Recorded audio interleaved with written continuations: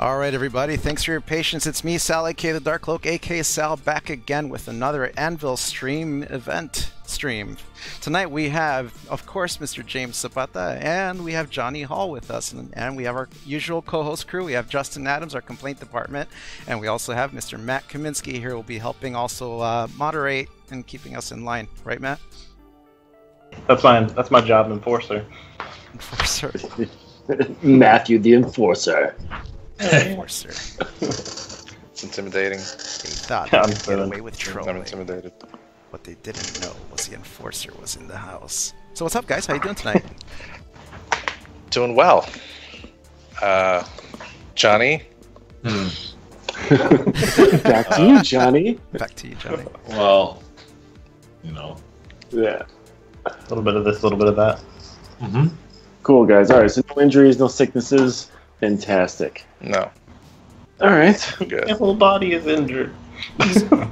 So I'm sure a lot of you guys watching know Twitch has been pretty iffy today. It's been down since 2 o'clock this afternoon, and it seems like it's stable again. Wow. But just in case anything happens, we will be dropping a YouTube link in the chat as well as a backup plan. We're working on that right now, so stand by for that link. Otherwise, away we go, as they say. Awesome. Well, Okay. welcome, guys. Appreciate you accepting the invites and joining us on our Anvil stream. It's really awesome having you guys here. And we were chatting before. I know you guys are like super busy, so it's cool that you're stopping by this evening. Yeah, glad to be here, man. Thank you for having us. Yeah. So, we know who you guys are. So, for our viewers, kind of just give us what you're about, where, what backgrounds might be, or what you're up to now. Just a quick run through, so in case anybody doesn't know who you are. Elevator pitch it. Jonny? Go ahead, John. Take it. I hate this part. Yeah, it's just warming it up. You know what I mean? Just. Honestly, I have a relatively difficult time describing that kind of part because I feel like I'm kind of all over the place. I guess for those of you who don't know me, Jonny Hall. I draw stuff. Right. Been working with outsourcing studio for the past 3 years or so. Before that, was self-taught. Obviously had a few good mentors, and then kind of just trying to get better and deal with the crushing anxiety of adult life. Yeah. Definitely relate to that. Shit. Got too real too quick. Yeah. Cue the sad music. About it. Yeah, let me go find my sad music playlist. Yeah, James, you're self-taught also, yeah? I am, as far as that word goes, but I learned from everything that I've managed to catch on the internet. Catch on the internet like it's TV. But there's a lot more resources nowadays than there were. But I was lucky enough to find a few YouTube videos here and there, and then eventually found conceptart.org. But I didn't I was doing art as a kid, and kind of quit art around the 8th grade because I picked up music. I started playing guitar all throughout high school. After high school, just a couple of years of that. Then I went to college for multiple things that were non-art related. Until I finally went for illustration, but then ended up dropping out because I had already started to do art before taking those classes, and I started to get a few gigs here and there. This was around 2009 is when I jumped back into art. And I went straight to digital, and I've been doing it since then. Nice. All right. And Jonny, you've been at this for a while, or was it a short stint, or like in and out, or what? Can you elaborate a little? Sorry. No. I mean, like how, like, you know, James was like kind of was in and out with visual art, and was your experience like more consistent, or was it just kind of like? Yeah, I would say very, very consistent, but very consistently bad. So like, I drew a lot of really, really terrible things that I thought were pretty cool at the time, and then I realized that it was really bad. It's like one of those things that, like, when I don't know how it is for everyone, but when I was a kid, I drew a lot, and there's that thing, you know, sometimes where like be like, oh, I drew a lot when I was a kid, and that's why I like art, but it was like there was never like a progression. It was just like a lot of like, but it was fun, so you know, it worked out okay. I actually it's funny because I actually played music for a while too. Oh, cool. And I really enjoyed it, and I actually miss it a lot. I want to get back into it, but yeah, I kind keyboards? I was playing drums. I started out playing like a lot of metal covers, and then went from there. Yeah, we have the whole band. Nice. Yeah. I bet you and James could start like a metal band. Probably. I bet it's. We've already got the hair. Yeah, I got the hair. Yes, and the apparel. Yeah, if you guys need another guitarist or a keyboardist, hit me up. I can play any stringed instrument. The piccolo. No, that's a flute. That would be pretty interesting metal. Oh boy. Folk fantasy metal. It's maybe for the second album. Not there you go. Not the first. Yeah. It basically sounds like troll metal at that point. Like, I'm down. Great. Troll metal, like internet troll metal. Is that what that is?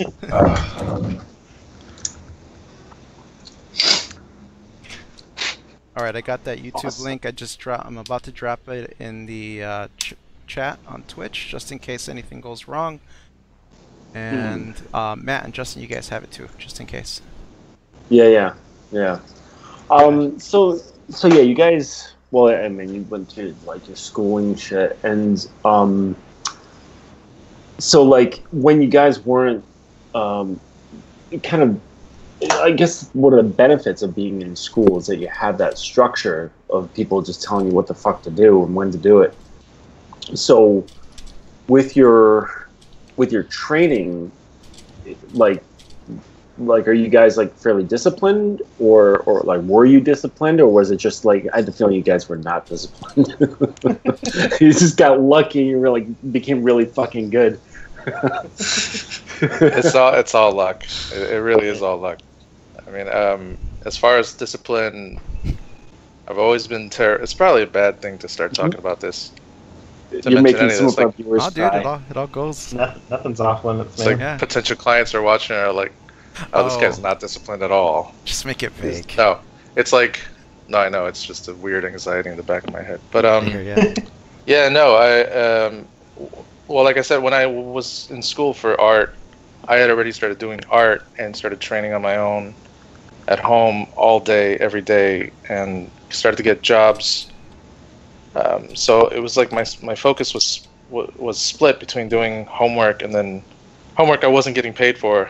So that homework that I was paying for, I was actually paying for these classes, or getting paid for art. And there were small jobs, but the feeling of getting paid for the first time for something that I doodled on a computer was very gratifying. So I decided to just drop school altogether and focus all my discipline, all my training, and getting better on my own, and all right. So working on client stuff. Really like dove it in there really hard. It was all or nothing. Yeah. Cool, man. Yeah. Nice. I can relate to that. What about you, Johnny? Were you? I mean, because you weren't in schooling, like, did you have some kind of like program or focus or something that kind of kept you on your toes? I'm pretty sure I was just fucking crazy. To be honest, like, you don't remember? No, like I remember, and I remember drawing a lot and just never having a reasonable explanation for why. I couldn't convince anyone I knew that it was a legit thing, and I just like, oh, I'm just gonna keep doing it because fuck you, and I don't know, like, damn right. I just went from there. My transition was weird because, like, I was always drawing, but the transition to being more and more serious just kind of grew over time. I think I've always been a very, very lazy person. And I think drawing was the only thing that I actually tried to like really be better at and put work into. And then I kind of just like transitioned almost directly from just kind of being in my own headspace and being self-taught and not really interacting with other people and artists that much. And then I kind of just like, I sent my work out or showed it to like one person, and then it started to kind of snowball from there. Mm-hmm. So it was almost like it was the transition from just drawing and trying to get better to actually making a living was very sudden for me. It was kind of weird. Yeah, you hear that, kids? So you bust your tail and then just shit starts happening. Yeah. It was actually super scary. I think this, like, even just sending my workout for the first time was one of the most terrifying things I've ever done. I don't know why. Like, yeah. I remember that. Yeah, there's a vulnerability to it, right? I mean, it's you're basically saying, here, judge me. Here's all this thing that I've poured all this work and time and passion into. Now judge me. Say yes or no. And it's a big step, I think. And I think because I would imagine that was mostly your personal work, yeah, like things that you personally connected to. Most of it. Yeah. There was like one thing that I did for like I did like a couple small freelance contracts, and I did one piece that I tried to push further that the guys I work with now really liked. But yeah, a lot of it was just like very weird artsy nature drawings in a sketchbook. I don't know, it was weird. Yeah. That's like part of your vulnerability coming out, you know, like that's you on paper, and I can imagine that being a really scary thing. Yeah. I can't remember the last time that like clients of mine have seen personal work. Like they've all just seen like the things that I'm doing, like piling up, and like, here, this is what I'm doing. Like, jump in if you want to. Yeah, here's all my drawings of Ninja Turtles. Welcome to my history. What? No. Yeah. So, but you guys are your current work is you're freelancing just in games, or you guys are doing other things as well? Like publishing hobby stuff, film. I've done stuff for small gigs for films. It's like a couple of small gigs for really large projects, which I was really lucky to be able to do. Mm-hmm. And in terms of films, but it mostly is video games and gaming. The gaming industry, game industry, like cards and tabletop stuff. Yeah. Some publishing stuff. A lot of advertising stuff. Surprisingly, there's a lot of that kind of work going around. So that's pretty. I was lucky to be contacted by a couple of FX houses or advertising agencies to do some concepts for just stuff that shows up on TV. Either it's a pitch or, it's mostly pitches, but I was lucky enough to get some of my concepts on TV, which was actually really, really cool to see. That's awesome. That's really interesting too, because most people, when they hear, game industry, they automatically assume, like the video game industry. And so the fact that you've done like cards and board and all that's actually really cool. That's all inclusive, Yeah.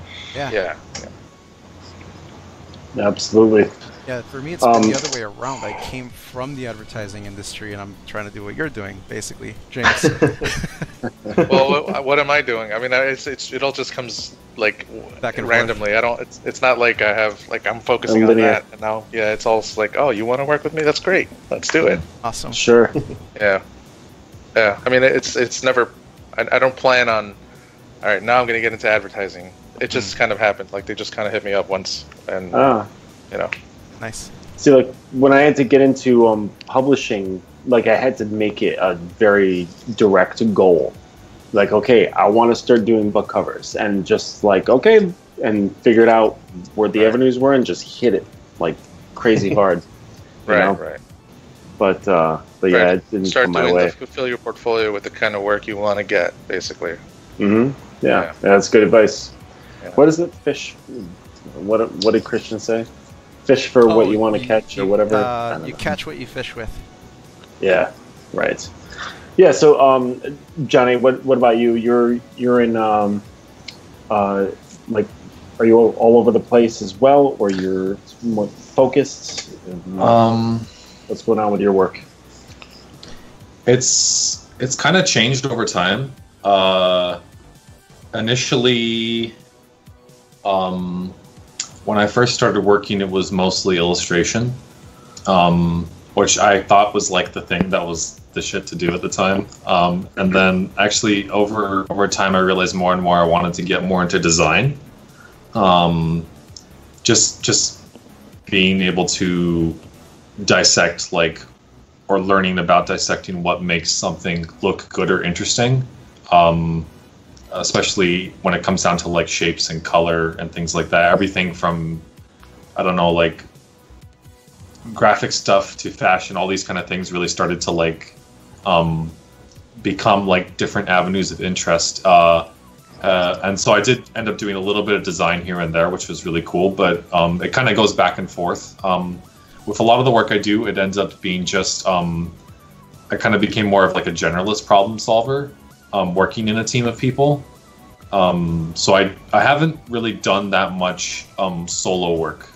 Most of it's been in a pipeline with a few other artists, which honestly for me is a lot less stressful. I get to kind of focus on just like either doing large parts of things where I feel like I more of a stronger point, or just filling in gaps where I need to. And just making sure we can push out like a good product. So I mostly just do that, and then try to push personal work on the side. Nice. So you like being part of a team a lot better?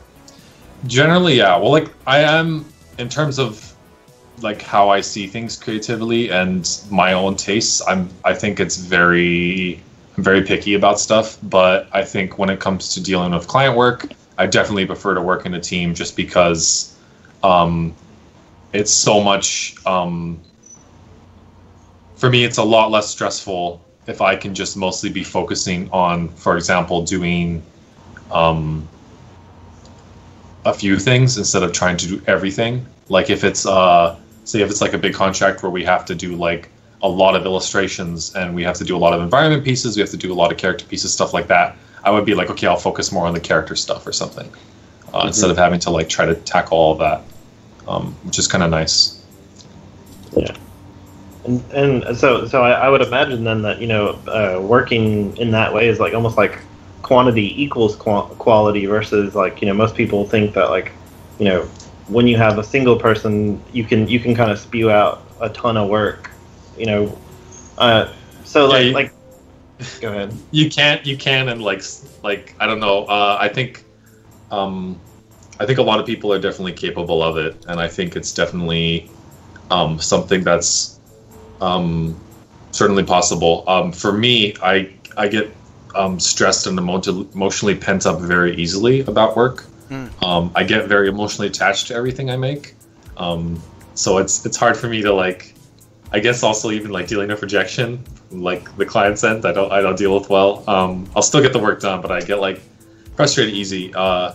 And the other part is the time thing too. So if I can spend a little less time working on client work, it frees up more time to work on personal stuff. Yeah. So yeah. That's actually something that we were wondering about. For a lot of people are starting to work on their own IPs. Peter Moorbacher, for example, comes to mind about balancing the hustle versus the personal work hustle, right? And how do you? So there's that part of it, right? The time management and the workload management of that, but also how do you remain consistent across your brand, right? In terms of the kind of work that you're getting, as well as what you're showing from your client work, as well as your personal work and what you're showing for that, and how that reinforces your brand. Do you guys have any thoughts on that? Well, Pete's a friend of mine, and I've been talking to him a lot lately, so it's cool that you bring him up. he's been sort of mentoring me in the way of online, in more of an entrepreneurial direction. He's just giving me some tips here and there. Yeah. But talking to him was the reason why I started something like for instance, the Patreon, which I haven't given enough attention to. Mostly because I set it up a specific way, and then I keep being indecisive about the way I set it up. So I'm not completely comfortable with stuff like the way I set up the tier rewards and stuff like that. But as far as my personal IP, that's something that I want to be able to incorporate into, just everything, like my online presence, everything that I focus on, everything that I can build from, and be the thing that clients contact me for, which has started to happen recently, which is great. And people have always gravitated towards my personal work just because my portfolio is so full of it. Like it's mostly personal work because I do so much of it. I just kind of churn it all out, just throw it all out there, and see what sticks. Yeah. I was lucky enough that people like it enough to hit me up for it. So well, helps that it's really good. Yeah. You said, Johnny, stop. Oh, stop! We're not doing that. Thank you, man. And see that makes me ask though, like especially when it comes to Patreon, do you find it kind of off-putting to evolve it as you go? So basically, if you start one that you don't like the way it's going, and then just evolve it to where the audience wants it to be, do you see that as a bad or a good thing? You mean the painting itself? No, like the Patreon model that structure.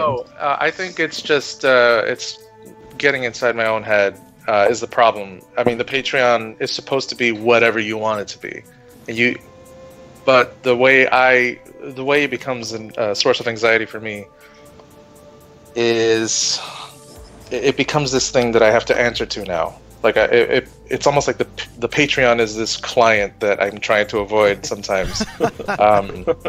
It's really weird, and I think that has more to do with my own childhood and everything that I've tried to avoid in my past. But it really is just realizing that it's whatever you want it to be, as long as you want to be, as long as you're open and honest with your followers who are there to support you. They're choosing to support you. They want to see more of your stuff. So just put it out there because they're supporting you because they like your stuff, not because they're sitting there waiting like, why is he not posting this, motherfucker? It's like it's there for you to be free, and I think that's a hurdle. That's like this mental, psychological hurdle that idiots like me will have a hard time getting over. And I can relate to that absolutely, because that's part of the reason that keeps me from starting one up, is because I'm always like, what if it's not the right thing?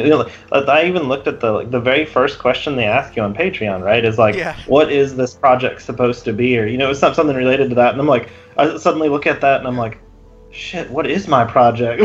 Suddenly I'm skeptical even about everything that could potentially come. It's so weird. That's exactly what happened to me. So I have a Patreon account. I have the profile. I've got it all dressed up and everything. But it's like every time I open it to start it, it's like, so what is your project? And it's like, yeah, I'll do this later. It's too big of a question. There's a lot of nodding in agreement in the chat as well on that, so that's definitely hitting a lot of personal notes for people. Oh, really? Like, yeah. I mean, if you feel it, other people feel it, and it's not like it's knocking on your door every day. You make it. It feels like it is, but it's not, and it really is just. If you can't even describe what your project is, just type in "I have no idea yet" and launch it. And just see what happens. And just awesome. Just launch it, and then as you go, make it whatever you want it to be as you go, and make posts about it. Be as open as you want about it. Don't say anything if you don't want to. It's just people want to support you. That's basically that's the common denominator there. Like if people are supporting you, it means they're there for you. Not just disappear. Nice. One of the things I'm curious about that is, using Patreon as a tool to figure out exactly who your audience is, right? Like if people are willing to back you that way, chances are like, you know, as you see the results, basically, you'll start being able to figure out what it is that people are actually responding to, and maybe start refining according to what that's doing. I could see that, but that can. The danger with that is that you can lead yourself into a trap into thinking that you have to start like living up to this weird expectation you've built for yourself, right? Which is basically what we already do as artists, and we're trying to overcome every goddamn day. No, we'll just make it worse. So yeah, the Patreon is basically something you funnel towards with everything else, like your social media. If people are following you in general, it means they like your art. Put up your Patreon link. If people start following you on Patreon and supporting you on Patreon, it means they just like your art, period. Unless you market yourself a very specific way. Like for instance, let's say you like to do a ton of fan art, and that's like that's all the art you ever put out, or like that's the bulk of it. Most people are going to follow you for fan art. You start a Patreon, people are going to expect you to make more fan art, right? On Patreon, unless you specify like this Patreon is for something completely different than what you know me about, or than what you know me for. So it's about the message you put out there. But the Patreon itself, I wouldn't say that Patreon is for garnering an audience. It's a platform to give your already established audience a way to support you. You know. Folks in the chat, Anariel, Jessica saying, when you put out something, there will be a lot of noise. The cool thing is it's your project and your community, and you can choose to not listen to the noise that's distraction or harmful. And once you start listening to those, it's a slippery slope. So pretty much what you're saying about, you know, getting known for something that you don't want to get known for example. And right. Shenbear Pig is saying, I think it'd be less stressful if approach has more of a donation source for people to support your work rather than designing tiers that sort of morph into another type of client. Kind of like exactly how donate button content creators use. Yeah, that's right. awesome. So like, I'm sorry for hogging the mic so much, no, but dude, it's that's like, because I've been learning a lot about this stuff on a psychological level as well. But like I said before, just start the Patreon. I mean, if you think about starting a Patreon, just start the Patreon. Just get over that hurdle. Start posting stuff. If it's good if you think it's good content, just put it out there. If you get followers, if you get support, you know, people are going to want those things. People are going to want to see you produce. That's the baseline. It's up to you to, as you go along, whether you want to decide to provide something, you know, provide step-by-steps just for your supporters, or provide a high-res file to start with. You know, it doesn't have to, like what I did. You don't have to do what I did. Right. And what I did isn't even that much. It's like 3 tiers. You know, tier 1 is the image with some steps. Tier 2 is the image, the PSD. Tier 3 is those 2 things plus a video that I have to start. Like, now I have to learn how to edit a video. You know, now I just made more work for myself that I'm not interested in. But it's to provide this extra thing that I felt like people needed as an incentive. When really you just want the relationship between you and your audience to be, you know, the baseline is that, you know, you like my art, thank you for the support. You know, it's no doubt creating that connection, but not having the demand dynamic there. Yeah, and until you get over it, because honestly, it just comes down to repetition and getting used to that new environment and a new routine. You know, it's. Right, and that's you know, kind of touches on things that Sal and I have been working out quite a bit over the last year, touching on really like the psychological aspects of being an artist. Like, it's not just a matter of technical know-how. Like, there's like some serious shit that you have to like kind of get through in your head before you even move your hand. Really? So, like, do you guys have? So, like, what are the, like? I mean, you don't have to get too personal if you don't want to, but like, there's some struggles that you guys have either dealt with in being either just like internal development or a struggle as a freelancer, like in like getting into the games industry or in it. As you're rolling. Jonny? Come on, let's bring out a skeleton or two. Yeah, I don't know. That feels like a lot of things in one question. It's kind of a bit much. Yeah. Well, all right.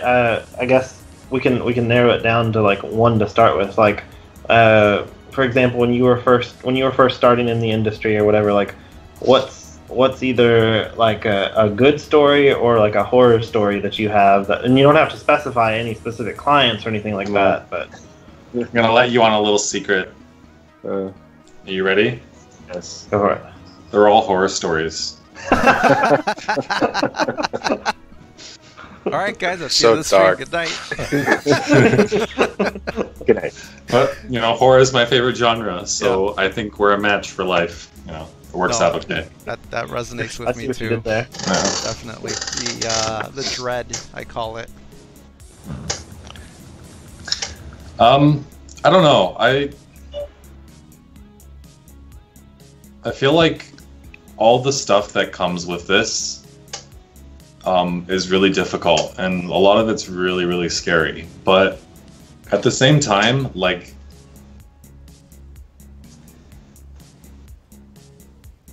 I feel like it's not that hard to look past that shit and see, like, and hold on to the good parts of it, even though they're few and far between. I feel like for me that's worth it. For me, like, I haven't been doing this for that long. I already feel like I'm getting like pretty jaded though, which is weird. I'm like still pretty young.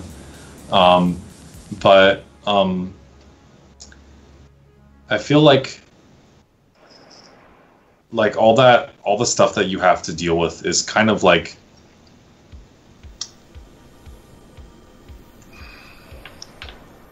it's not that hard, I think, in comparison to just like the personal struggle of like dealing with your own insecurity and being worried about like if you're putting enough time into yourself as you need to and you're going in the correct direction. I don't know how it is generally for other people because I kind of like live in a bubble, but for me, like, I'll set goals and then I'll work backwards till I get to myself, and then I'll try to see like what's the first thing I can do to get in that direction. And you're always worried that like you're gonna go off from that road in a sense, and sometimes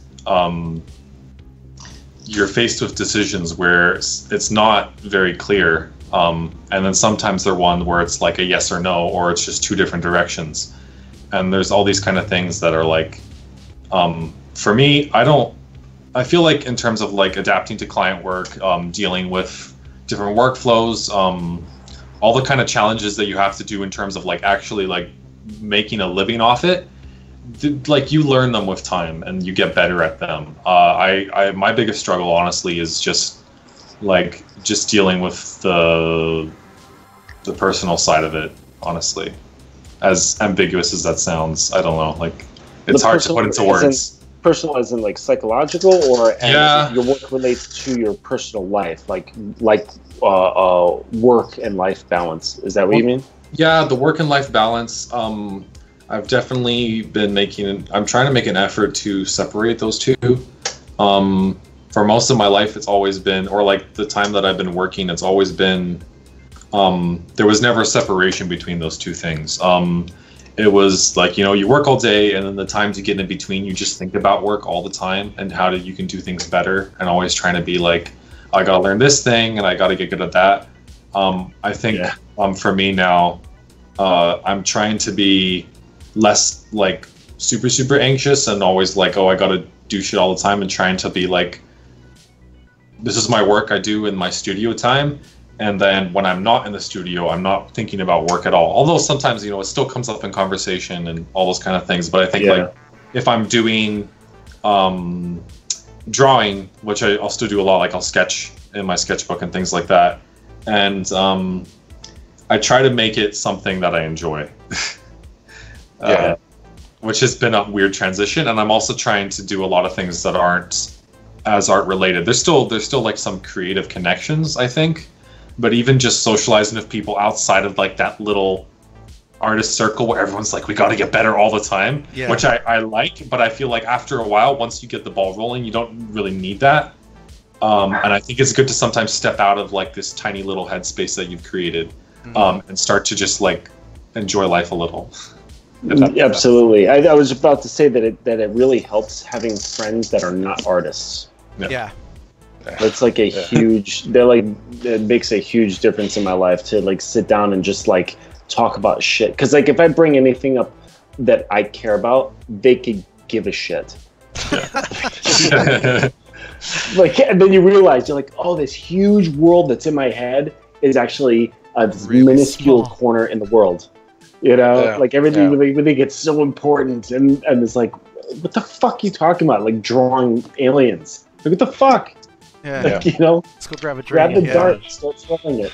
Yeah, that's kind of all I associate with, so I can't really say much on that.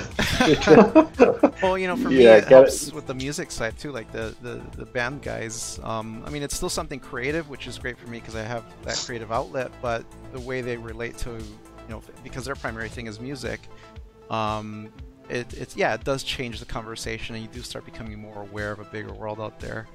But yeah, so make those efforts. And for me, that's all part of, like Justin's been touching on, is taking care of your addict, so to speak. Is the personal and psychological side of things. Having that structure to help keep you grounded. Yeah. Yeah, for me, it's always been the anxiety of having to worry about work all the time, even when I'm not working. I found myself starting to like alienate people around me because I'm not even present with them. So just to make that mental switch, just to be conscious of the fact that I'm in a room with a person that is talking to me. Why am I not actually listening to them? I mean, maybe that happens just to me or just to a few people, but you know, just taking the time to you know, what is the saying? Like stopping to smell the flowers. Like take the time to actually be in the moment where your body is and with the people that you're with, and be engaged with what's around you, and not just constantly be inside your head. And make that separation between art and all of that. And then it'll happen in the reverse when. Sometimes, well, for me it does sometimes. When I'm working, I'm worried about the rest of my life, and now I have all this anxiety carrying into my art, and now I can't concentrate. So making that switch is like it allows me to be more engaged with the artwork, and then it becomes more pleasurable.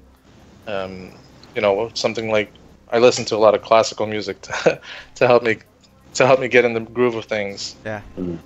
Who's your favorite? I've been listening to a lot of recently, just like 4 or 5 tracks from I forgot who played it, but it's Rachmaninoff. And I like the Russians. Yeah, the Russians are great. Russians are good at everything. Goddamn Russians. Art. Like let's not even like start about like how good their artists are that they pump out. Let's just not even go there. Yeah, I was joking with Sal recently about like I was in an argument with my wife, and I caught myself not being with the argument and paying attention to how the light was falling on her face. Damn it, I do that all the time. and then like I'll hear like, you know, like the tone, like her tone will go up. She goes, "Is it?" And I go, "Oh fuck." She just asked me a question. You know, it would be the worst is if like you have your phone over there and you're like trying to get a shot of it the whole time. Like I need reference photo. Hold on, don't move. Okay, what were you saying?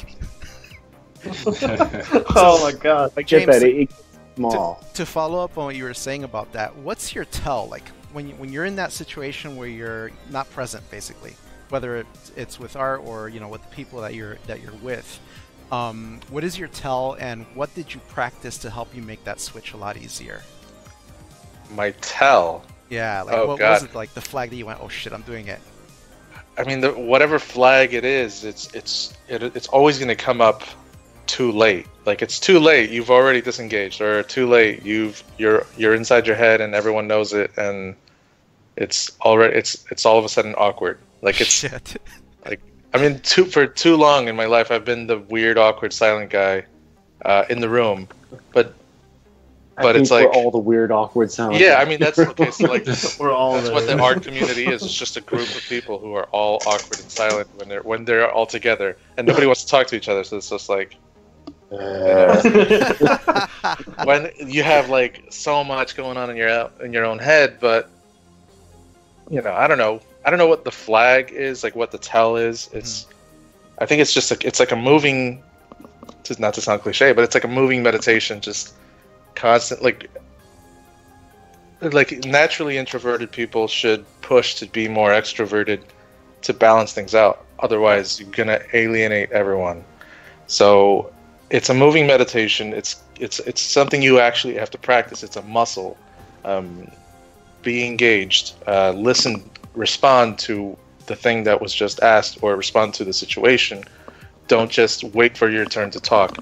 I mean, I don't know. It's just realize where you are and who you're with, and why you're with that person in that situation. I mean, I don't know. I feel like it's like teaching somebody how to be a human being in the world. It's like, but people need to hear this, and people need to realize that they're doing it, and if they're doing it, maybe they can start solving a lot of their own issues in their own lives, because most of my issues come from that, avoidance, avoiding things, avoiding situations, avoiding events. I mean, just to be completely crystal clear, I almost called out sick from this interview because I was like, no, I can't do that. I have to just tackle this just because well, we're really glad you challenged yourself. James. I was about to be like, no, sorry guys, I'm sick, or my internet, man, my internet. I don't know what happened. Like, the Twitch has been down all day. Twitch almost bailed you out. Oh yeah, when Twitch went down, I was like, oh shit. Right, I just decided to commit, and now it's down. What the fuck? No, you have to most of it is I don't know what the phenomenon is called, but it's whatever the anxiety is that it builds up right up until you actually do the thing, and then it's fine. Just go and do the thing. It's like going to get up and going to the gym, or going out for a run. You don't want to get out of bed. Just once you get out of bed, it's fine. Once you go for the run, you're in the run, it's fine. Once you're in the gym, it's fine. Yeah. And see, what it seems like, though, is like you guys are both in the perfect industry for that, is because you guys were, what you were just talking about, like that whole, like, a group of artists basically playing, the good, the bad, the ugly, just kind of, staring around the room. Yeah. So it's like, I imagine that in a group industry like that, built around these, like, big clusters of people, that the creativity probably is tenfold because you guys are all basically imagining the same thing and then bringing it to life, I don't know. Probably looks better in my head. Damn. Well, I mean, like, what was it? 40 You're minutes probably ago, right, what though. we were doing in here. Yeah. You talk. Exactly. You talk. Exactly. What about you, Jonny? Do you have something similar around that stuff as well? And what's your tell, and how do you deal with it? What have you been practicing to help you shift? Oh, sorry, I just spaced out for like the last 20 minutes. I'm kidding. He's like, yes, they're talking good. I knew it. Your right hand is sketching right now, isn't it? Oh. Actually, when I'm thinking about stuff, I generally actually don't think about painting and drawing things as much, or like how I would draw and paint something, or break it down in an artistic way. I think most of the stuff I get into my headspace it tends to be more like stories and narratives and seeing how those things play out. Like there's an eternal LARP, I guess you'd say. Nice. Does that mean you're in costume? Yeah, I might be. might have just dressed special for the occasion. I don't know. It's an honest So do people play out as archetypes in your head, like they're specific character in the story, and you might be the main character? No, usually it's just observing like other people's like things. Like sometimes you get inspired by something, and you start to like imagine different interactions. It's like watching those like some of those old films where they would just had like really, really well written dialogue, and seeing like those characters just have those simple interactions, but it was very like charming. I like stuff like that a lot. Yeah, I don't know. It's all over the place. Yeah. Okay. Well, basically in this vein, I have a very important question for both of you. Okay, so would 10-year-old you consider what you're doing now awesome? It's important.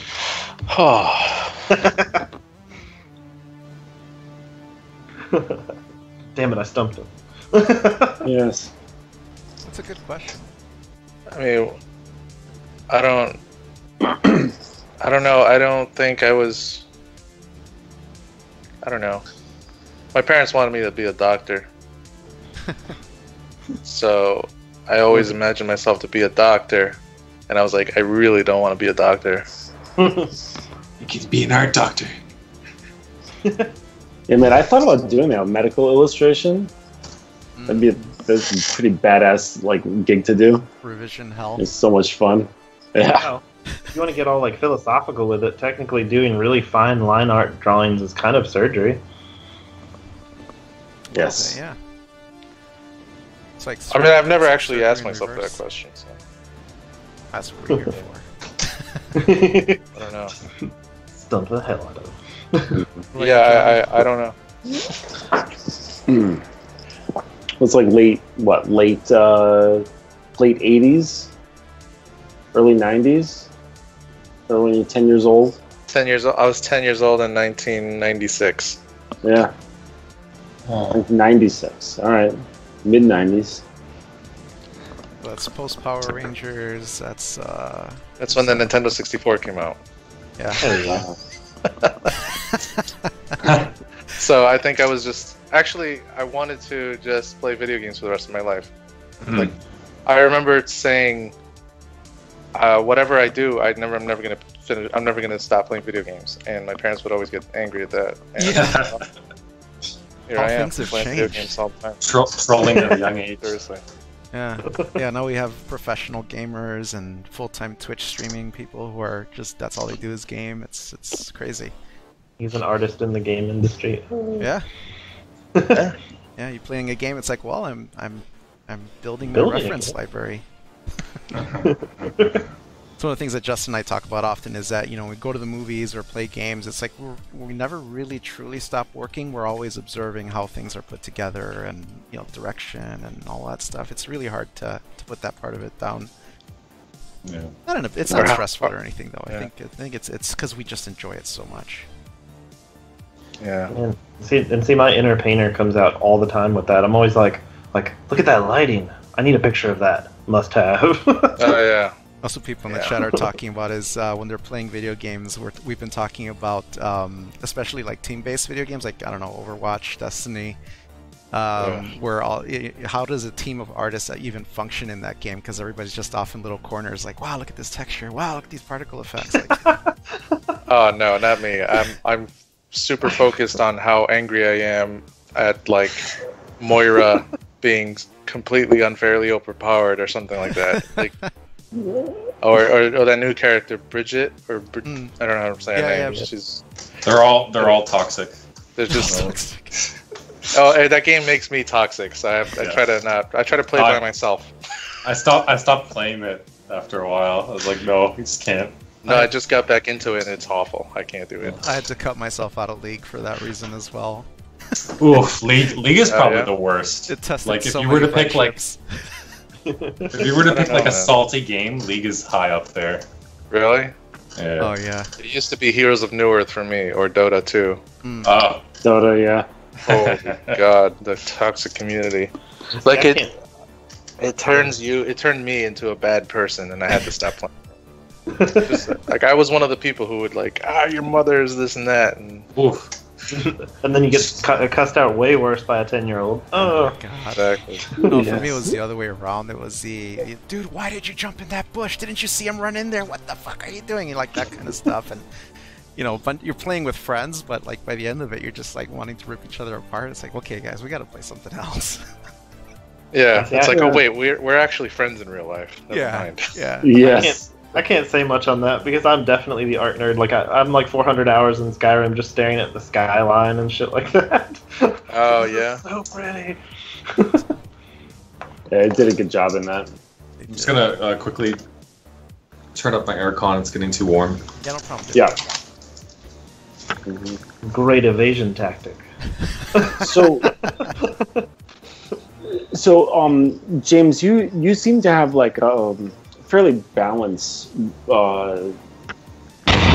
between your personal work and your client work. Like it seems like you put like even amounts of effort into those. At least judging by what I know you've done and the amount of personal work that I see that you do. Now, Jonny, now that you can answer as well, but do you guys have a different way of approaching your own stuff versus approaching client work? Because I know some people just have a system and they just bam, bam, bam, bam, bam, and then others just kind of have it all different. Yeah, those are the people that I envy because I always try to bring client work into my own camp so that it feels like it's personal work, just so I can give it my own flair, just so I can enjoy it a little bit more. If I'm not enjoying it, then it's going to be bad work. So I have to try to enjoy it, and my way of enjoying it is to kind of just to bring it into my world and how I do things. And so the approach that I take on my personal work, which is very loose, very liberal with the way I handle layers and stuff, I'll try to do that with client work, but it has to be in an orderly fashion. I have to keep certain layers intact just in case there are a lot of revisions. So everything's labeled. Sorry? Everything's labeled. I don't know. I don't label anything. I just kind of. That's not. No, it's not good. It's just I don't label anything. I didn't say it was good. It's just I keep the layers. I'll keep a separate character layer for the purposes of changing the silhouette if that needs to happen, or to change a color, something. It's very technical. It's very boring, but it's all with the anticipation of a revision. So that's what that is. So there's a little bit more anxiety in terms of keeping things in order, but that's the job. I want to be able to please my client and let them feel like they have control over their idea. Because I used to, back when I was a fresh concept artist, or whatever you want to call it, I would get upset that the client had me change their thing, you want me to change that? Why? What was wrong with the thing that I did? I had that weird attitude. I don't know why. I don't know where that came from. I had an entitlement about their project, but no, it's you have to keep things in line for them to rely on you, because you're providing a service. Yeah. But when it comes to personal work, it's just whatever the fuck I want to do, and whatever feels good. It's really self-indulgent. So that's why it's kind of weird that most of my portfolio is personal work. I mean, it feels weird because it's all just stuff that felt good. So it's really masturbatory. Does that ever feel weird when you go to your portfolio and it's just your stuff? As you say that? No, I mean I expect that. It's just I know that you're supposed to show more professional work, but I have so much more personal work than professional work because I just spend more time doing that. That definitely has to feel good, though. that means that your voice is really resonating with people. So that's pretty cool. Or at least yourself. Yeah. No, I'm serious, because a lot of people, a lot of artists are just what am I? Who am I? I know I struggle with that quite a bit, just because I'm fine with being a hired wrist. I really love it. I love being of service, and so I really bond well with just the whole soldier mentality of just get in there and get it done. Yeah, absolutely. And So when it comes to be like, oh, well, what do I want to do? It's like, oh, fuck, like the options are too wide, and it's nice. I like having these like orders. I guess I'm less concerned about the content itself, like I'm less concerned with the ideas that I'm putting out. If it's not specifically the IP that I'm currently that I'm currently building slowly. Well, I'm always building it slowly. I'm more what I meant like by self-indulgent. It's more like I really like the process, or like experimenting. So I dive really heavily into finding a new way to do something, or I have so many different approaches. So all my personal work is so many different approaches that I almost forget how I did something, because it's the process, the technique is always changing. Nowadays I'm like playing more with one particular process or approach, just because I really want to explore that more. But it's just like my portfolio. It just feels like oh, look what I did. I don't even remember how I did it, but check it out. It's really cool, right? Yeah. That's all it is. That's all that is. I hate that when you can't remember a process. And see, I think that what you were talking about earlier. I think that means like Patreon is like a perfect avenue for you then, because it's sort of that self-indulgent kind of. You know what I mean? Exactly. Yeah. It's what it's supposed to be, right? Yeah. But then it became this monolith in my head of this client. How about you, Jonny? Is there a difference in the approach between your personal stuff and your client stuff? Yeah, very.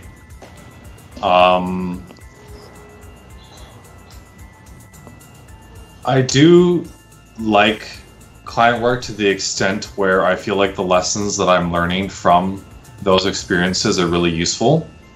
Especially if I can be experimental with the work that I'm doing and just like throw shit at them and be like, okay, like pick something, but like just changing up the process every time. Obviously you want to have fallback workflows, but I like to, I should say like we as a team, we kind of like to find ways to push things. So every time there's time, like if there's a bit of time in between contracts or we're doing things, we're always looking for ways to like kind of push it. And one thing that I've taken away from that, because like don't get me wrong, I like I said before, like I get emotionally attached to stuff I create, so I don't like revisions much. And I have a hard time sometimes putting myself into the headspace of the client, and then also being like, okay, I really like this thing. For me, I feel like it has to be either or. So I have to either be, or like one way be like, okay, I really like this is cool, and I can come up with some cool ideas that I'm like, or being like, okay, they have a problem I need to solve, and I need to figure out the best way to get that done. I feel like I jump between those two things a lot. But I think what that taught me was basically to treat my personal work like I'm my own client in some ways, like not to try to be less lazy with myself about like the things that I'm creating, and then really dig deep into those ideas and why they resonate with me, and really try to push that more. One thing I started doing a lot more of personal work is trying to ask myself why I like the things I like, and what kind of emotional connection I'm making with people, and ways I can push that more.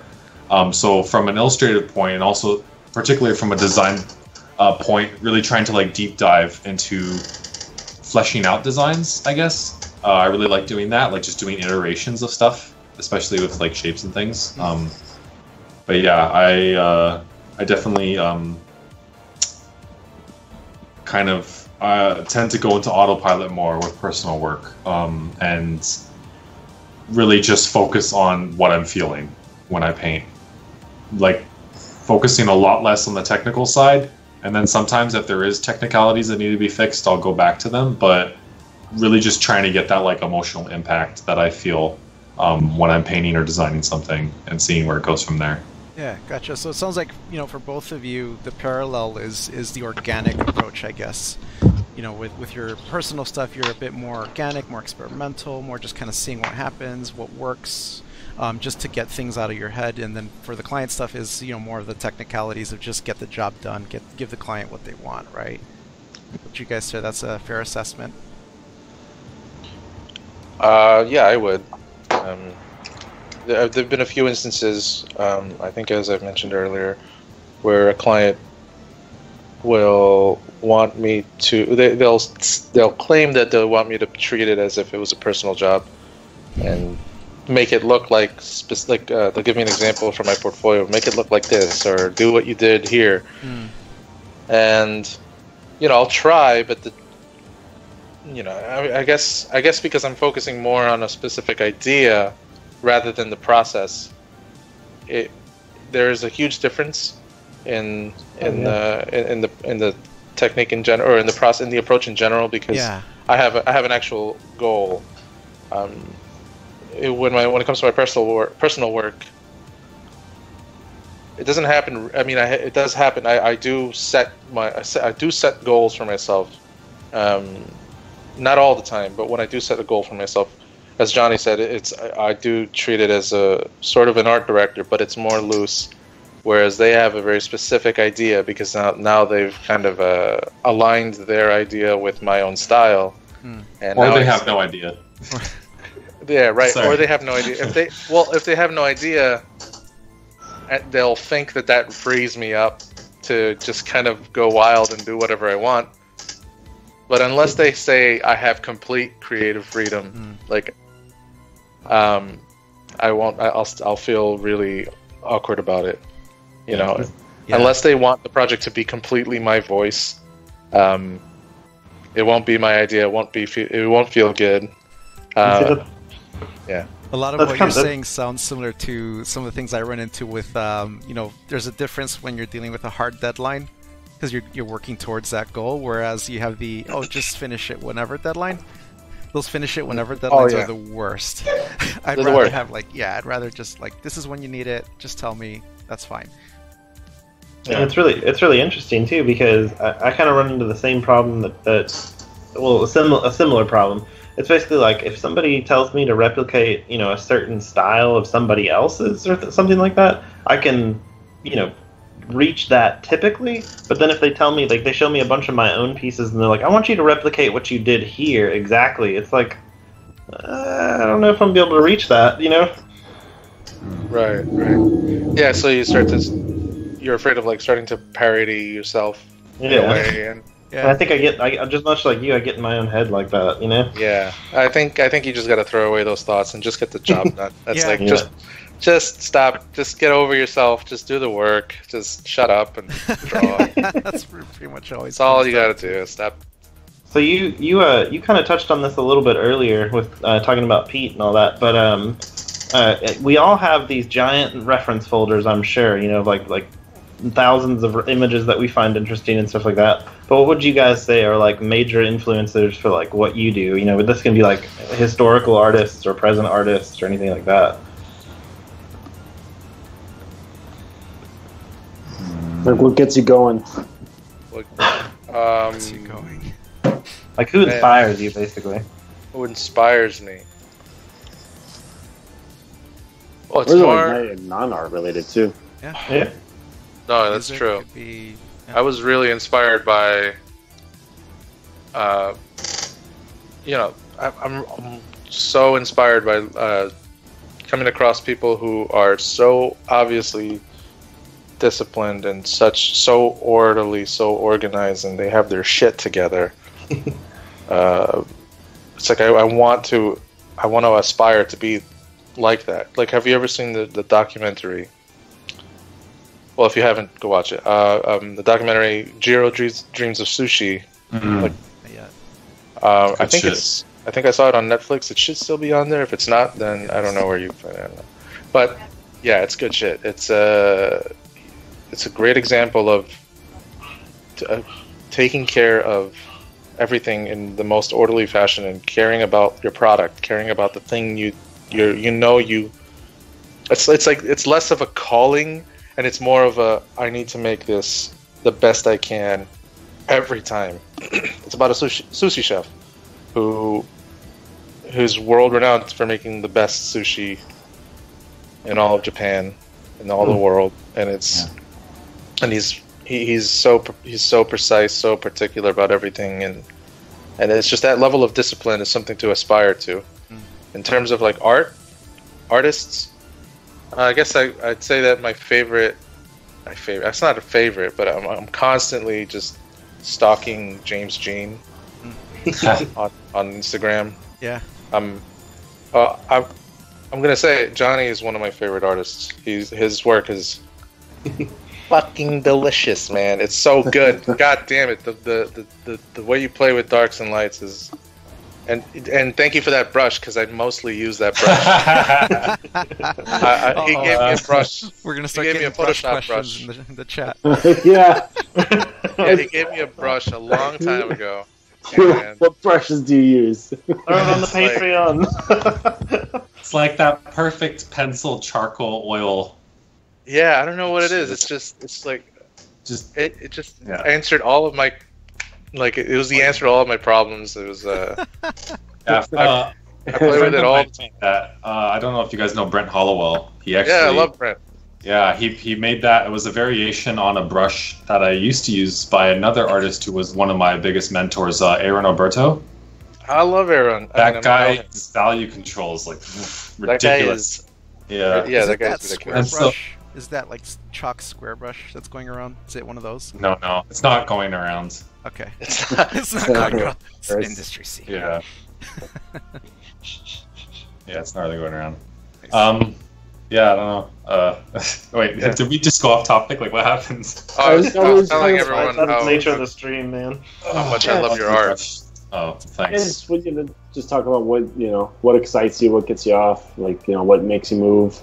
Jonny. Oh, we go in there. We go in there. We are going there. It's not after 10 yet. Is it just gonna be art related? No, could be music, could be anything. Well, that's all relates to art, though. Honestly, I think when I first started, there was a few artists that were really particularly inspiring, because when I just looked at stuff, I was just like, oh, this feels good. And the first person that actually really did that for me when I was first learning how to draw stuff on my own was, I don't know if you guys are familiar, probably most of you know. There's the guy who did a lot of the original concept work for Lord of the Rings, John Howe. Oh, yeah. Just the way he... It's like, and it's funny because I remember even like looking at some of his work, I was like, is that like, are humans supposed to be able to like do that? Like, what's going on? But like stuff just felt so good. And I remember I would just try to emulate that feeling. Like I would go into the park, like for days on end, just trying to like get something of my own that felt right. So a lot of like, sketching from there. And then I think the next big one for me that really resonated was Ian McCaig. I think I'm really drawn to people that their work feels very alive, like you can imagine the characters. Ian McCaig in particularly, he did all these little subtle things that I was like, oh shit, you can do characters like that. It's like so much more than like, oh, I'm going to do an upshot of this character and he's going to feel really intimidating. It's a lot of like subtle hand gesture, eye direction, head tilts, all these things that I wasn't really looking at. And that also made me feel like a huge noob, which was kind of cool. And then from there, I moved on to, I discovered Dean Cornwell and NC Wyeth. And it was really, really strange at that time because I actually grew up on some of like those artists from that era, like especially like Pyle and Wyeth. Because I remember like when I was a kid, one of my favorite some of my favorite books I used to read was these few different ones. There was a Robin Hood book. I don't remember that well. There was the Treasure Island one, and then there was also Black Arrow by, I think it was Robert Louis Stevenson, but I'm not sure. Some like weird old English book, but they had these beautiful, beautiful etchings and illustrations in them. And then I remember looking at some of these guys' work, and it kind of like transported me back to being a kid and being like that, having that emotional connection with like when you're a kid and you grab a stick and you run through the woods and you're just like, I'm this crazy character, and you're just kind of like having fun being in nature and stuff like that.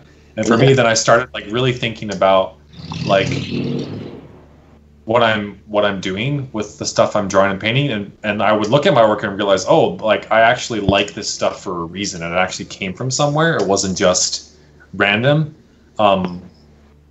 And so coming to now, recently, it's actually been I've been looking for inspiration, I think, more from things that are out in the world, and just random sporadic things that I wouldn't have really thought of, and being open to that.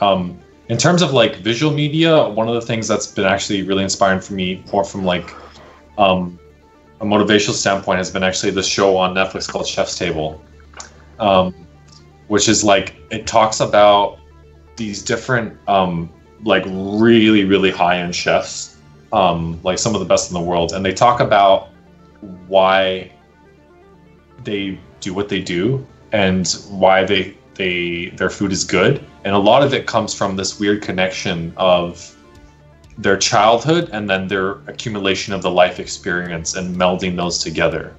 So it's like taking this very raw kind of emotional undertone and then adding that little layer of sophistication to it, which I thought was really, really cool. But that was more like a recent thing that I thought was interesting. Yeah. Sorry, that was a bit of a long... No, it's great that you can recall so much of the stuff that inspires you. I mean, it's great that you could get that specific. I mean, for me, it was always just like video games growing up, like video game booklets with like little bits of concept art in it, particularly stuff like Warcraft, right? Yeah. Like, I don't know. I was just played so many video games growing up. That was really like I'm not a very cultured kid, so I lost myself in pop culture, and really like I didn't have a particularly refined art upbringing. I wish I did, but I'm so happy I finally found most of the stuff you talked about later in life. You know, like John Howe especially.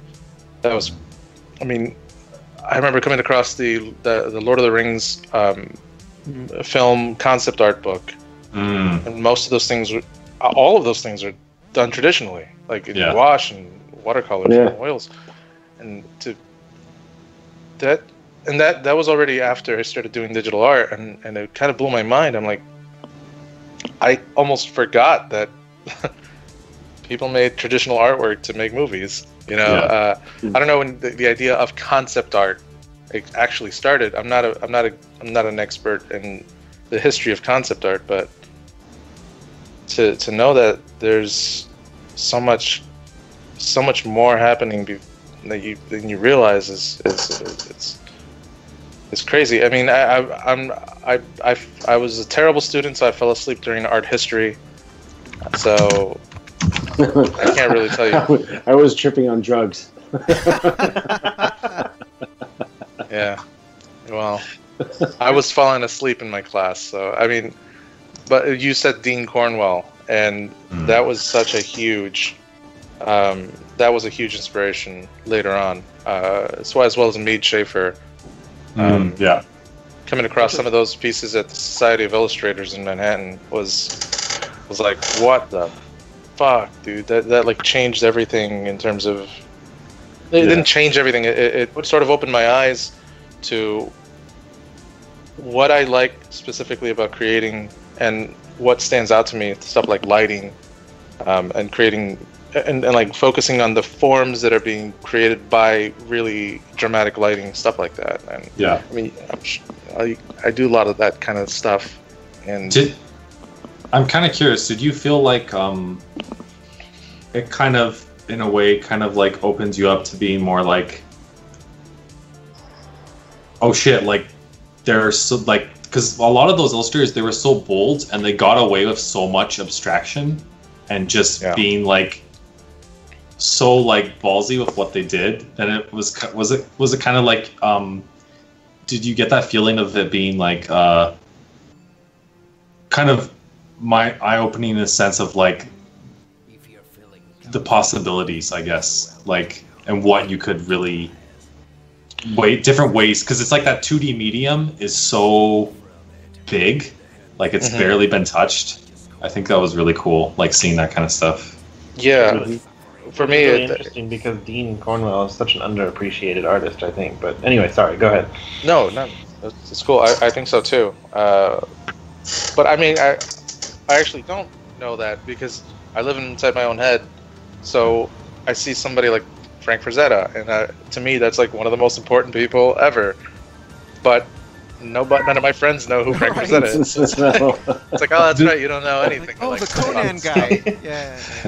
Oh, he drew Conan. Oh, cool, dude. I love Conan. I love all the shows. It's like, that's great shit. That's how we relate. But Arnold. For me, what it does is like it sort of reinforces what I like. Was that a kitty?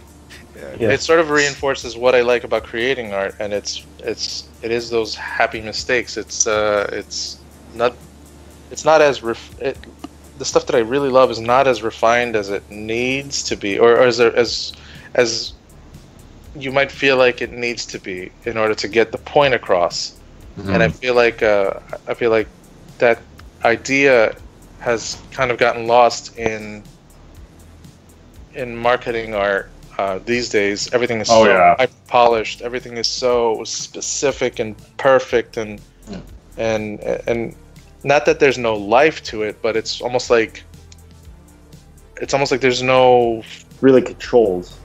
It's very controlled. It doesn't feel like there's love there. It doesn't feel personal. What's interesting is I was actually talking to somebody just the other day about this, about how, like, you know, the we'll call it the digital media in general is kind of reaching like that apex of like graphics where things are like, you know, almost too perfect, you know, that uncanny valley we always talk about. And so to go back to like these, you know, heavy stroked and like, you know, really like textury images and things like that are really kind of becoming super appealing in reverse, you know? I think there's always that though. Like if you look through history, like there's always been, you know, more of a stylized abstraction, then all of a sudden it becomes more realism. Then I think as you know, artists and art education as a whole, an observation, right? Like observation of the world around us grows and develops, and our understanding of what we're looking at develops. You know, there starts becoming more of a push towards that. Like you could see the same thing in video games, like video games going from very simplistic things to all of a sudden that push for ultra reality, especially in the PlayStation era, right? Which is the ironic thing, because now you look at those games again and they look terrible. Like I remember when I played Metal Gear Solid, in my head it looks amazing, it looks cinematic. Then I go back to play it now and it's like, holy shit, how did I tell anything apart? Right. But yeah, I think there is always that ebb and flow, and it's really interesting to see us kind of going back again, like you're saying, Matt, into the more graphic perception of things and application in the way that we express ourselves. Sorry, James, go ahead. No problem. I'm just worried that the stuff we're talking about is really just like it's only happening within the tiny bubble of us as artists, and it's like the whole world has moved on in a completely different direction, and we're just like still talking about something that we really shouldn't be worried about it. But and I wouldn't rail against you know, more polished things or things becoming more perfect or reaching that uncanny valley. I wouldn't rail against that because it's still progress in some direction. I just think it's interesting that the things that got me into the things that interested me and led me towards what I do today and the things that I like today seem to be, you know, it's always a niche thing, and I think it's part of becoming an adult, becoming more mature, to realize that the things you like are very niche. So will you start to gravitate towards those things, or will you start to build around it or build away from it or build on top of it?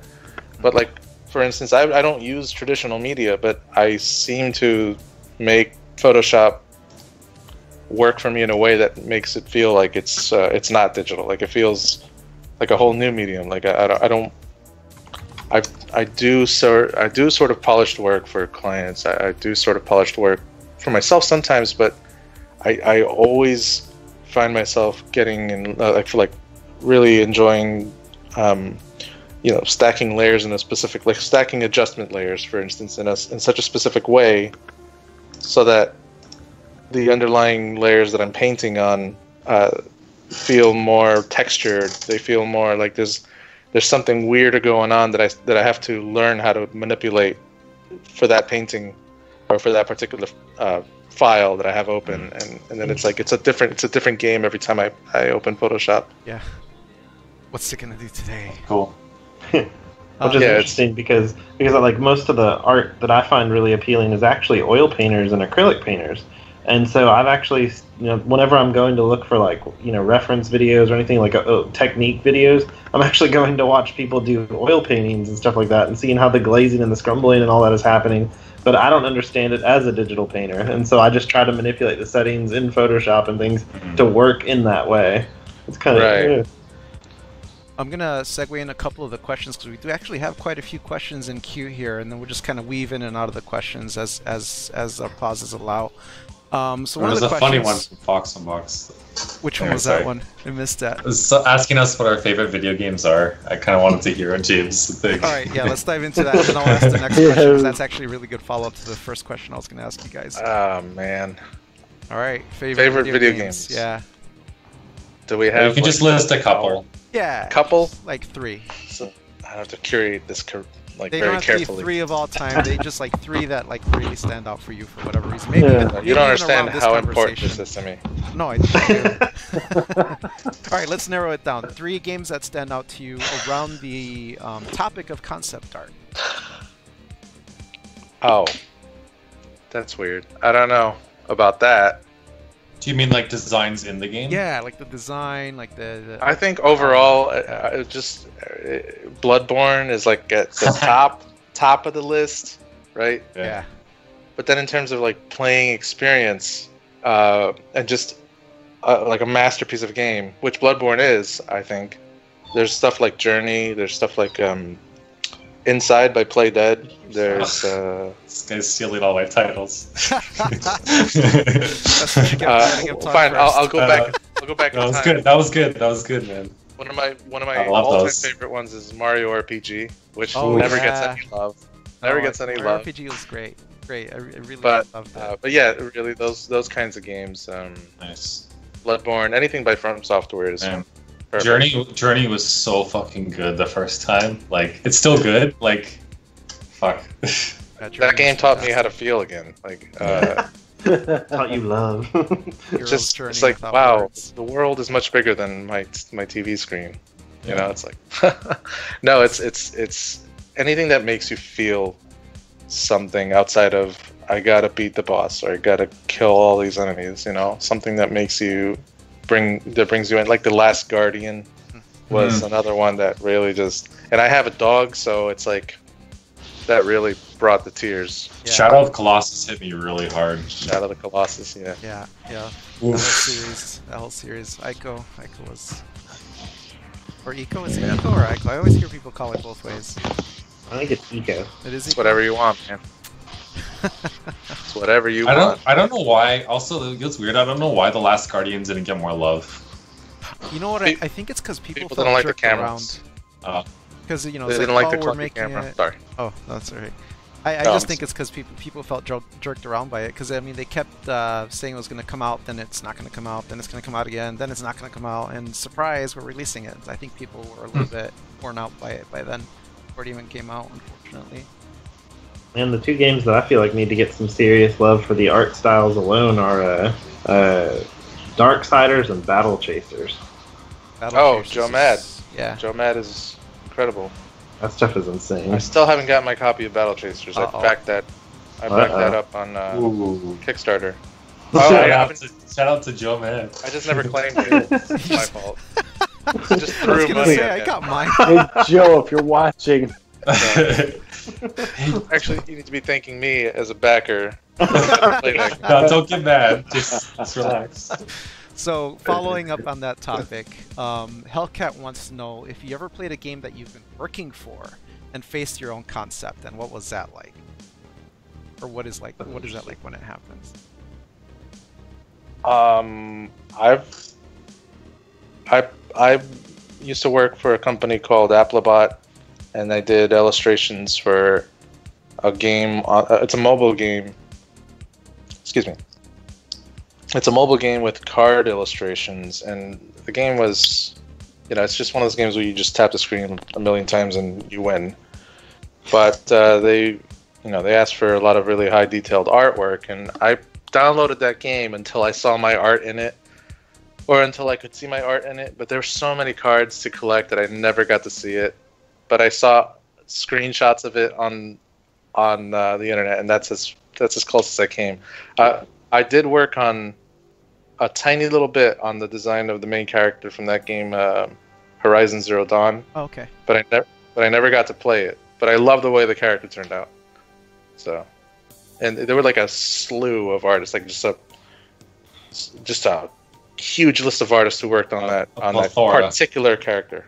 A multitude, Another game to recommend to just stare at for beauty is that game. Anyway, go on. Yeah. No, that's as close as I came to that. You know what? Because we did have a lot of overlap on our video game tastes, but I wonder if one of my favorites still is Nuclear Throne. I love Nuclear Throne. The soundtrack alone is worth the price of admission. All right, I'm gonna have to check that out. Did you work on? Yeah, never heard of that. Or are we going back to the favorite game stuff? No, I didn't. Just because I remembered. Actually, what's his name? A friend of mine, Justin Chan, who's actually in Toronto, worked on it. It's like an indie game, but yeah. It's, we just talk about video games all night.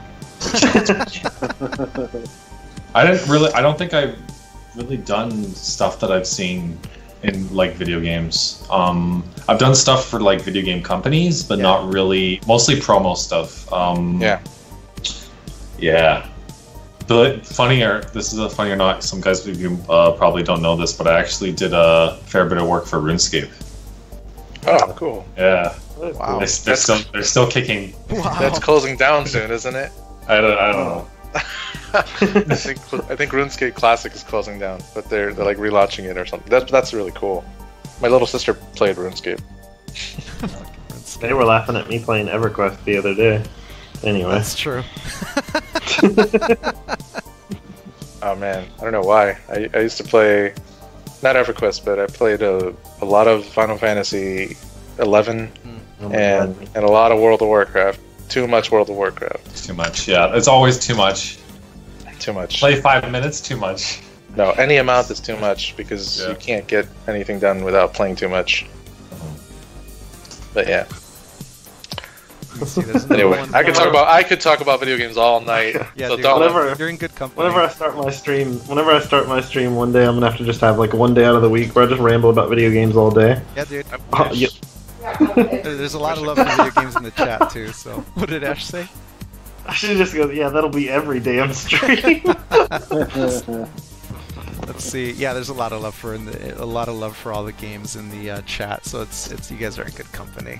There's a good question here about education. I'm gonna like kind of smush these two questions together, and one person is asking about recommendations of getting a mentor, finding a mentor, and there's another one asking about like going for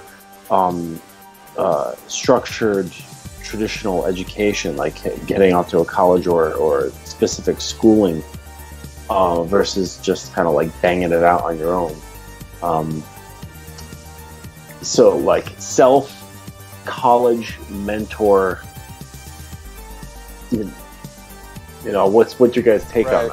I think the mentor thing, I think we subconsciously make somebody a mentor whether they want to be your mentor or not. Leave me alone. Yeah, exactly. But having a relationship with them is an entirely different thing. Right, so it could be a stalker thing or not. Like I kind of did that with a few people, but no, like if I think it's just, I think there's what's happening these days. What I see is a lot of people are offering mentorships, like one-on-one mentorships. A lot of people, well, I wouldn't say a lot, but there are some professional artists who are taking on, a few mentees. I think that's a good way of. I guess it depends on what you want to get out of it, and make sure. I would just say to make sure that the stuff that you want to do, or the mentor should reflect the stuff that you would want to do, or it reflects your tastes. Otherwise, you'll get a lot of dissonance. But I mean, I went to a school for art for a very short period of time. It wasn't the best art program. I got some cool stuff out of it, like a life drawing class was great. So I think anytime you get an opportunity to go to something like life drawing, it's hugely beneficial, no matter what. Especially if it's like a guided thing where somebody's kind of guiding everyone through it with a model, or even if you do it at home with something you start. If you're doing a life study. But what my preference is, I don't know what would be best. I mean, I did things my way, and I did things a particular way, and I got to where I am. I don't know if I would have chosen a different path, it would have been better or not. So I just kind of I don't know. Is the short answer. Yeah. How about you, Jonny? Any input on that? From your experience? I'm completely sold on mentoring. But it really depends on you as a person. For me, the biggest leaps I've made in my learning and like realization, confidence, all these things together have been in these short little spurts of time where someone took a little bit of time and was like, okay, do this and this and this. And I was like, okay, I would like rush away and then like do it like as much as I could, and then come back and like, oh, I did all these things, and they were like, okay, go try this now, and then we would go back and forth and discuss. And I feel like bad in some ways because some of the people that I did deal with, I think I was a little like maybe too overbearing with like trying to like take all the information that they had stored in their head. And some were nice enough to like give me some, which was great. One of the biggest things that really changed a lot for me was actually part of my transition from doing just like a little bit of freelance and just being self-taught and going into like more work was I took a 2-month in-house mentorship with this artist named, I'm going to butcher his name, I'm really sorry, Andre, but I call him Andre Milha, but it's not pronounced like that. He's Portuguese. And he's not very well known, but I consider him one of the best designers right now in the game. And it was just like every day of like going over shit and focusing on weak points and just really just setting me up to like learn how to think. And that really started like opened a new door where I realized that everything I had been doing I've been doing almost everything on autopilot most of my life. And as soon as I really started to think about what I was doing and the things I was placing and the marks I was making, I was able to start to bridge the gap between just doing stuff that made a lot of sense to mostly me and being like, okay, now I can actually show this to people, like learning to speak a more fluent language. And that really like, I kind of went, in a couple months I went from being like, it wasn't like a huge skill leap necessarily, but just in terms of like the way I mentally perceived things was huge. And it was like, okay, shit, I can do this. I just need to do these things over and over again, which for me is like fucking great. Cause like, I don't mind doing the work side of it. It's just more of like, you don't want to do too much of the wrong thing. If someone that you look up to and is be like, these are the things you have to do. And they kind of try to help you figure out how to do it in your own way. And then you just repeat stuff over and over, like drawing boxes. Right. which I fucking love doing. Doing like structural figure drawing. Not even thinking about anatomy or any of those kind of things. Just breaking everything down into boxes and cylinders over and over again, and just internalizing that. Yeah. Was a huge like eye opener. But yeah, I don't know. I didn't go to school, so like, and I felt like being self-taught, I learned a lot of bad habits, even though, you know, I learned some good stuff too, and I learned how to like communicate things emotionally in a way that like made sense to me. I still feel like the things that I feel like really made the huge difference were connecting with people who were really, really good and experienced, and were able to at least like point you in the right direction so that you could start to like, it's like when you get that push from the bike the first time and you just go, right. And you're still gonna fuck up a lot, like, and I still make a lot of mistakes all the time, but I feel like I kind of know where I'm going, more or less, which is cool. Hey Matt, can you hear us? Yeah, sorry about that. My internet keeps acting really weird. Oh, your stuff got like super loud all of a sudden. All right. Sorry about that, guys. Yeah, so it seems like, you know, when you're younger, I guess it's okay to like fuck around a lot, and you can get a lot out of falling on your face by just experimenting a lot, but there is that risk of developing bad habits, so yeah, I mean, I think the mentor thing is like a super good idea. I liked being in school though. Like I really enjoyed like, because I imagine with a mentor, the hard part is probably schedule. Time is probably a big factor, because you're dealing with two people and their lives. You know what I mean? Yeah. And who knows? Maybe the mentor has other mentees as well. So it's all this crazy balancing. Whereas like with school, it's like this is the time you fucking go to the place, you do the fucking thing, and then you leave. And it's like just like hammering through stuff. But the problem with that is you don't really have control sometimes over like who's gonna teach you. Like when I had illustration in college, the teacher that I wanted was all filled up. Like I couldn't get him. So I got this like hack art director who was just like teaching an illustration class just because like they needed somebody. And I was like, fuck, you know, paying all this money and like I couldn't get what I wanted, you know. Whereas if you're seeking out a mentor, if you do it right or persistent enough or whatever, you know, you can find good quality instruction. I don't know but I don't know if you have to pay or like how any of that really works. Right. You know, it's. I think paid mentorships are a good idea. Because if the instructor can commit their time to going through stuff with you, I feel like if I had a preference though, and I wanted to mentor someone, there's still people I want to mentor with.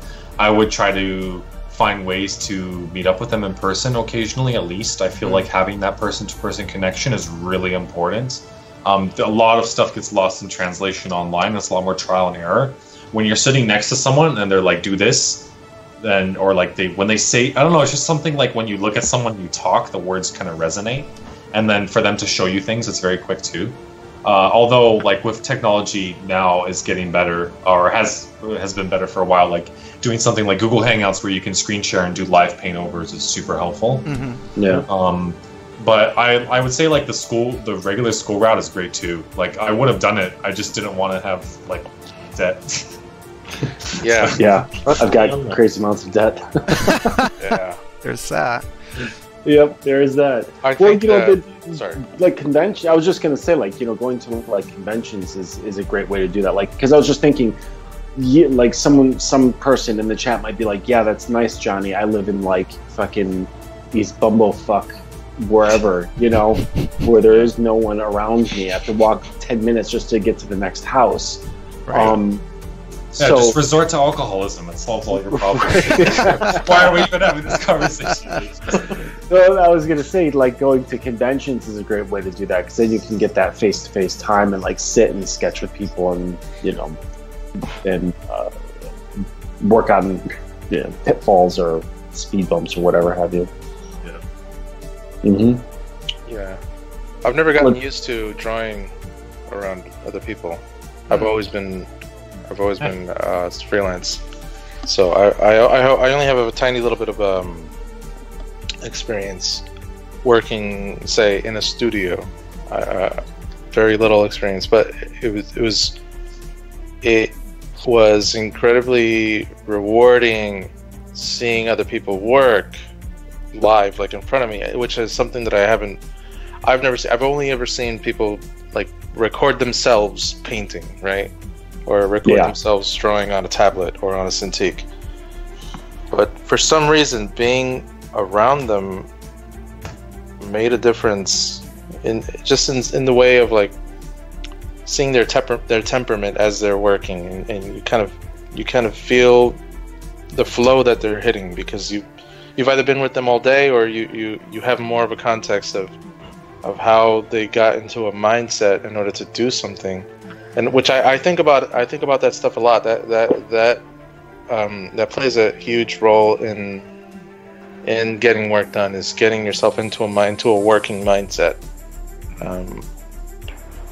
I think if you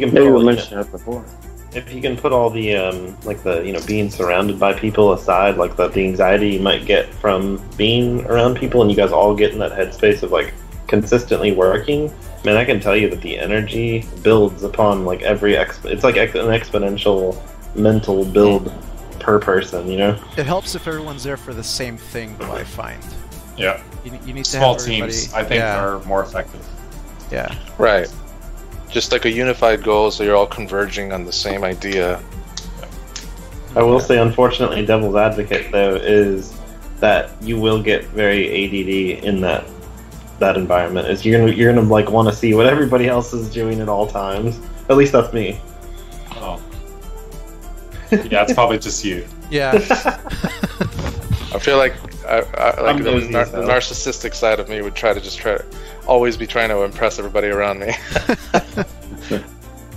My inner investigator comes out. One of the questions that came up in the chat, that's probably a good segue of this, and it sounds like there's some clarification wanted on it. Jonny, you kind of addressed this already a little bit in the chat, but the question is, what are some examples of bad habits? There's a lot, honestly. Bad art habits. Yeah, like I said, like before, just reading myself all the time. Fuck no. It sounds stupid and it sounds annoying sometimes to people, but like, not thinking when you draw and paint is a really common bad habit. And I don't mean like super ridiculously analyzing and trying to get everything perfect, but just stopping for a while to think about what you're actually going to draw and try to visualize it. And then when you're drawing, slowing down and letting your mind catch up with your hand. Like, I don't know. Watching like, I don't know, last year at Edge Control, like it's like our art event here in Toronto. It's kind of like a small IFCC, but watching like Evan, Mel, and what's the other guy? Micah Vizzetto draw in person, and just seeing them make like slow, deliberate marks was pretty cool. I just think I try to think about that kind of stuff a lot, where really trying to visualize what you're placing down, and not just like, oh, I'm just going to draw something because this feels great and just go into it. Like, you're thinking about emotionally resonating with something, but also at the same time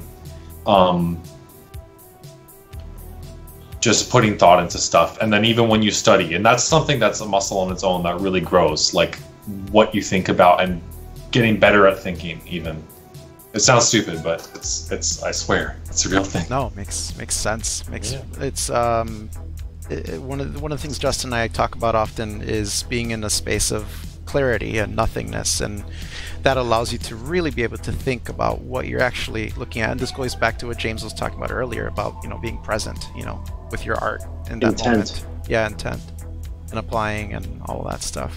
Yeah, good stuff. What about you, James? Any bad habits that come up in your mind when that question pops up? I think that's the main one, actually. I was just thinking about how I'm always, every time I paint a lot, like when I say paint, I use broad brushstrokes, but I do it very quickly, and I kind of try to,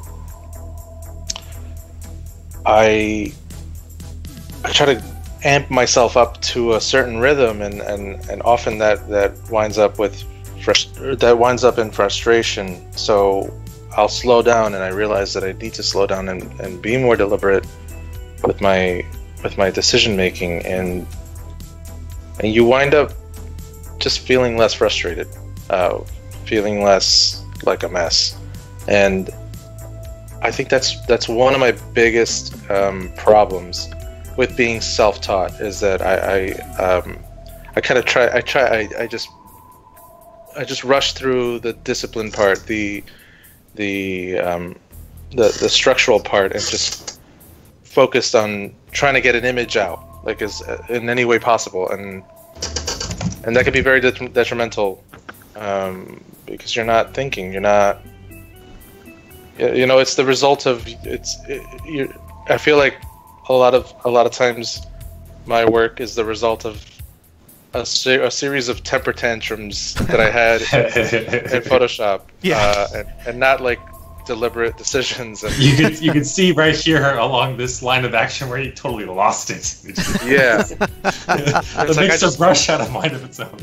I mean, there's some element of like, I need a shape here, so I'll just kind of whatever, and then I'll get somewhere else, and I feel I don't know where that comes from. I feel a pressure of getting something out. And if I don't have an image in 2 hours, I will feel really bad about myself. You know, it's like, it's really weird.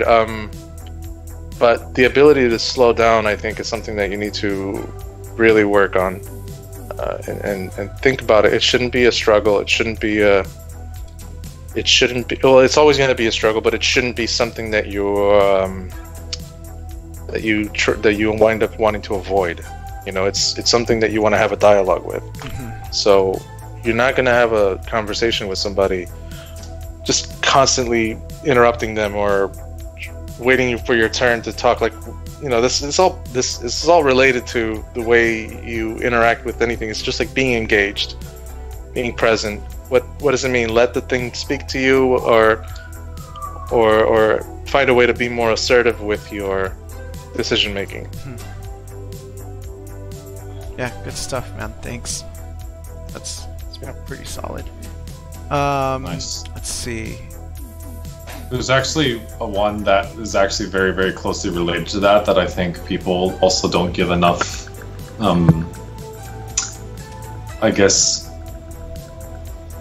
I don't exactly have the word for it, but warming up correctly is super important. Especially if you haven't drawn in a few days. This is, I guess, more of just like a general thing to people watching the stream. If you're going to warm up, don't warm up by doing the first thing that's your comfort zone, like going and drawing heads.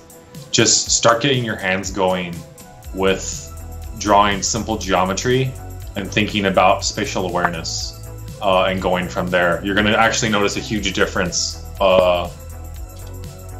even just in the span of a day, if you warm up thinking about the right things, and then that kind of sets the tone for the rest of the stuff you end up doing, which I think is really cool. But yeah, sorry, I just thought No, that's really important. Well, in that vein too, I think it's, you know, a lot of people, I guess this is more of an illustrator thing, but a lot of people forget the importance of thumbnails. An illustration teacher that I had when I was back in school actually told me that typically the first 25 to 50 even thumbnails you come out with are going to kind of be just your brain's like common approach to the problem, whereas the ones that appear after that are going to be the really unusual, really interesting, you know, thumbnails that you're going to come out with. Yeah. 50 might be shooting a bit high, but yeah. What my mentor used to say, you got to get all the bad ideas out first, so you can get to the good ones. I just repeat that to people. It's true. I was just drawing I was drawing in the iPad earlier, and I was running into a bit of frustration because I tend to forget myself, and I tend to forget to slow down, and it's something that I'm constantly working on. But I have an idea in my head of what I want to draw, most of my stuff is figurative, character based. So I want a specific pose, but I'm not thinking about how to structure that pose. I'm more thinking about I have to become a human printer somehow and just kind of scribble until it feels like what I want it to look like, when really that's not me thinking. That's just me hoping for the best and moving my hand, and that's not that might work for some people. I find that it doesn't work that much for me. So really slowing down is something. Have you guys ever seen? Have you ever seen Marko Djurdjevic draw? Yeah. Oh yeah. You see his first Massive Black video that he came out with. I'd never seen anyone draw like that before in my life. It was fucking mind blowing. Every single line was deliberate and almost as if he could see it completely before, and he was just kind of tracing what he saw on the page. Yeah, it was really awesome. I certainly don't work that way, but I've tried. It's an exercise. Yeah. That's just years of studying, years of knowing where things. For an example, is Kim Jong-gi is he's drawn everything in the world. The guy's just drawn everything he's drawn everything that exists, basically. Yep. So, but it's because he understands form and space, and that's how he structures things. I think he structures. He does those huge mural drawings, and he breaks them down into a general composition that he wants to lay in. But when it comes down to specifics, it's a mixture of knowledge of the subject. I think he's very knowledgeable in how to build a motorcycle or something like that. Or he does a lot of military stuff, and he just has a lot of that visual library. But he knows how to construct it in 2D form because he's thinking less about the subject and more about how it looks in perspective, or he's thinking about this perspective itself, and so he's constantly. It's like every time you see him draw, his mind is already lubricated. It's already warmed up. Yep. Yeah, it's just like he's just projecting what he's seeing in his head to the paper, That's what it looks like to us, but really he's engaged with it, and he's constantly. He's not letting himself get distracted, and everything he makes every brushstroke he makes is a decision. It's a deliberate decision. Kind of like that. There was a documentary back on Netflix a while back that was for H.R. Giger, and he was always talking about the guy that would be there while he was painting was always watching him, and it was almost like Giger went to this other world mentally while he was painting. He was basically not even himself and stuff like that. And I feel like that's kind of what almost like being that sort of human printer that you were just talking about, like Kim Jong-gi, for example. Is I feel like he's channeling something otherworldly that I don't even think he realizes he's doing, Well, it's kind of like that. I don't know if this has happened to you guys, but that space you're in, as you're getting sleepy and you pick up a ballpoint pen and you just kind of start noodling before you go to bed because you got an idea or something, and it just turns into something else and you just don't even think about it. It just kind of happens. And then the next morning you look at it and go, holy shit, this is what I did last night. I knew I was sketching something, but I think it's just like that flow of consciousness. Yeah, it's either bad or it's why can't I tap into this more often? Let's see, there's quite a few questions in the chat, trying to knock them out so that people get them addressed. Earlier we talked about focusing a lot on client work, particularly with you, James, in your portfolio. And the question was, how do clients find you through your personal work? Are there any specific companies that you've gone to that have been interested in hiring you because of that work? Thanks. I forgot who asked that, sorry. Actually, I have a recent gig contacted me. I have a recent gig a client who contacted me specifically because they liked a piece that I did recently. It's personal work, and I think you might actually know them, Jonny, because they work at Crush, Levy or Levi, but yeah, and it was really cool. What was the question was like, how do they find me and what companies? I'm sorry, what was the question exactly? So how are the companies finding you through your personal work, and are there specific companies that you've gone to that have been interested in hiring you because of your specific personal work? Right. So where did they see that piece? Yeah, like where did they see it? And yeah. Oh, well, I guess it varies. Early on, I did some fan art, which I considered personal work, but it's fan art. It's these portraits of like Batman villains that they were like my proudest work yet, and they got. I was lucky enough to have that stuff get shared around a lot, and just different blogs and stuff, and the art director at Magic the Gathering at the time was Jeremy Jarvis. He contacted me because he saw those. I asked him like, how did you find me? He's like, he saw these portraits on a website called Geek Tyrant. Oh. Okay. And I was like, oh, that's awesome. Well, thank you for the job. You know, it's you know, you just send out the message of what you want to do, and that's how it works. I mean, I was lucky enough that that's how it's always worked for me. I understand that that's not how it works for everybody, but I could just say that I got lucky. I don't know. Yeah. How about you, Jonny? Like, have you ever been approached for your personal work specifically for gigs? Oh boy. Geez, just opened up a fucking can of worms, didn't you? Nice. Part of my... Some of my frustration over my so far short career has honestly been that, like, I don't think it would be a stretch to say that there's like a fair bit of people that when they've seen my work, it has resonated with them and they do really like it. But for some reason, in terms of like, I guess people have a hard time looking at it and being like, oh, I want something like this in my story or in this thing I'm creating. So I've honestly never had any serious inquiries for like my personal stuff. That being said, I mostly post loose sketches. I have very few things that I've posted that have been like very finished work. And from a client side, a lot of stuff that gets outsourced or freelance to people is generally finished work. A lot of design is done in-house. So I'm sure there's different factors, but yeah, like I don't really get inquiries for that stuff.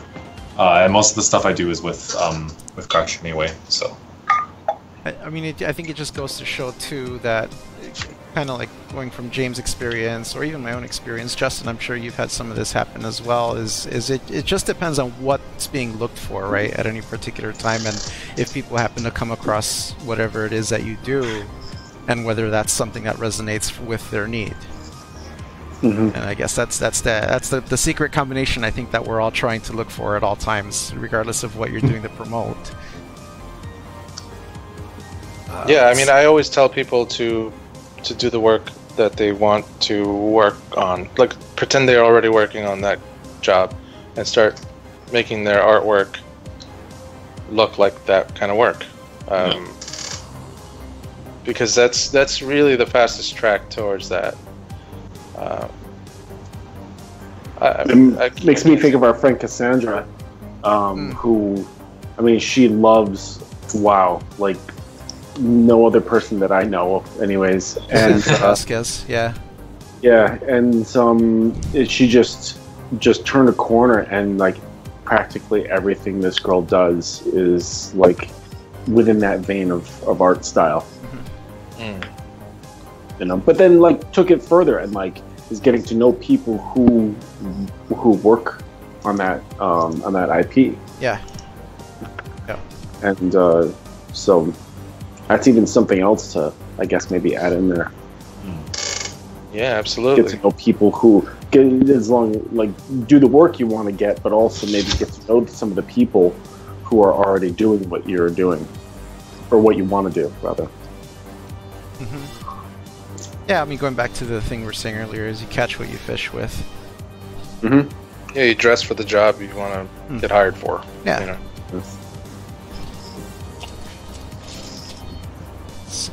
Sorry, I'm just asking someone to elaborate on their question. Oh. So what are some of the differences that you guys saw in the industry when you're first starting out versus what it's like now? And I know things, seem to be changing pretty quickly now compared to, even 20 years ago. Do you mean like the industry in general, or our perception of like how we deal with things? Because that's different. Oh yeah, that's true. The industry in general, in terms of the doing part of it.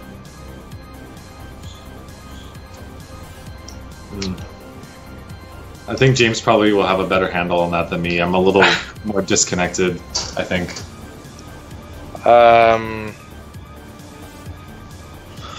Well, when I came onto the scene, or whatever you want to call it, that was when conceptart.org was the main hub for professionals and That's how old James is. I'm sorry? That's how old you are. Conceptart.org, man.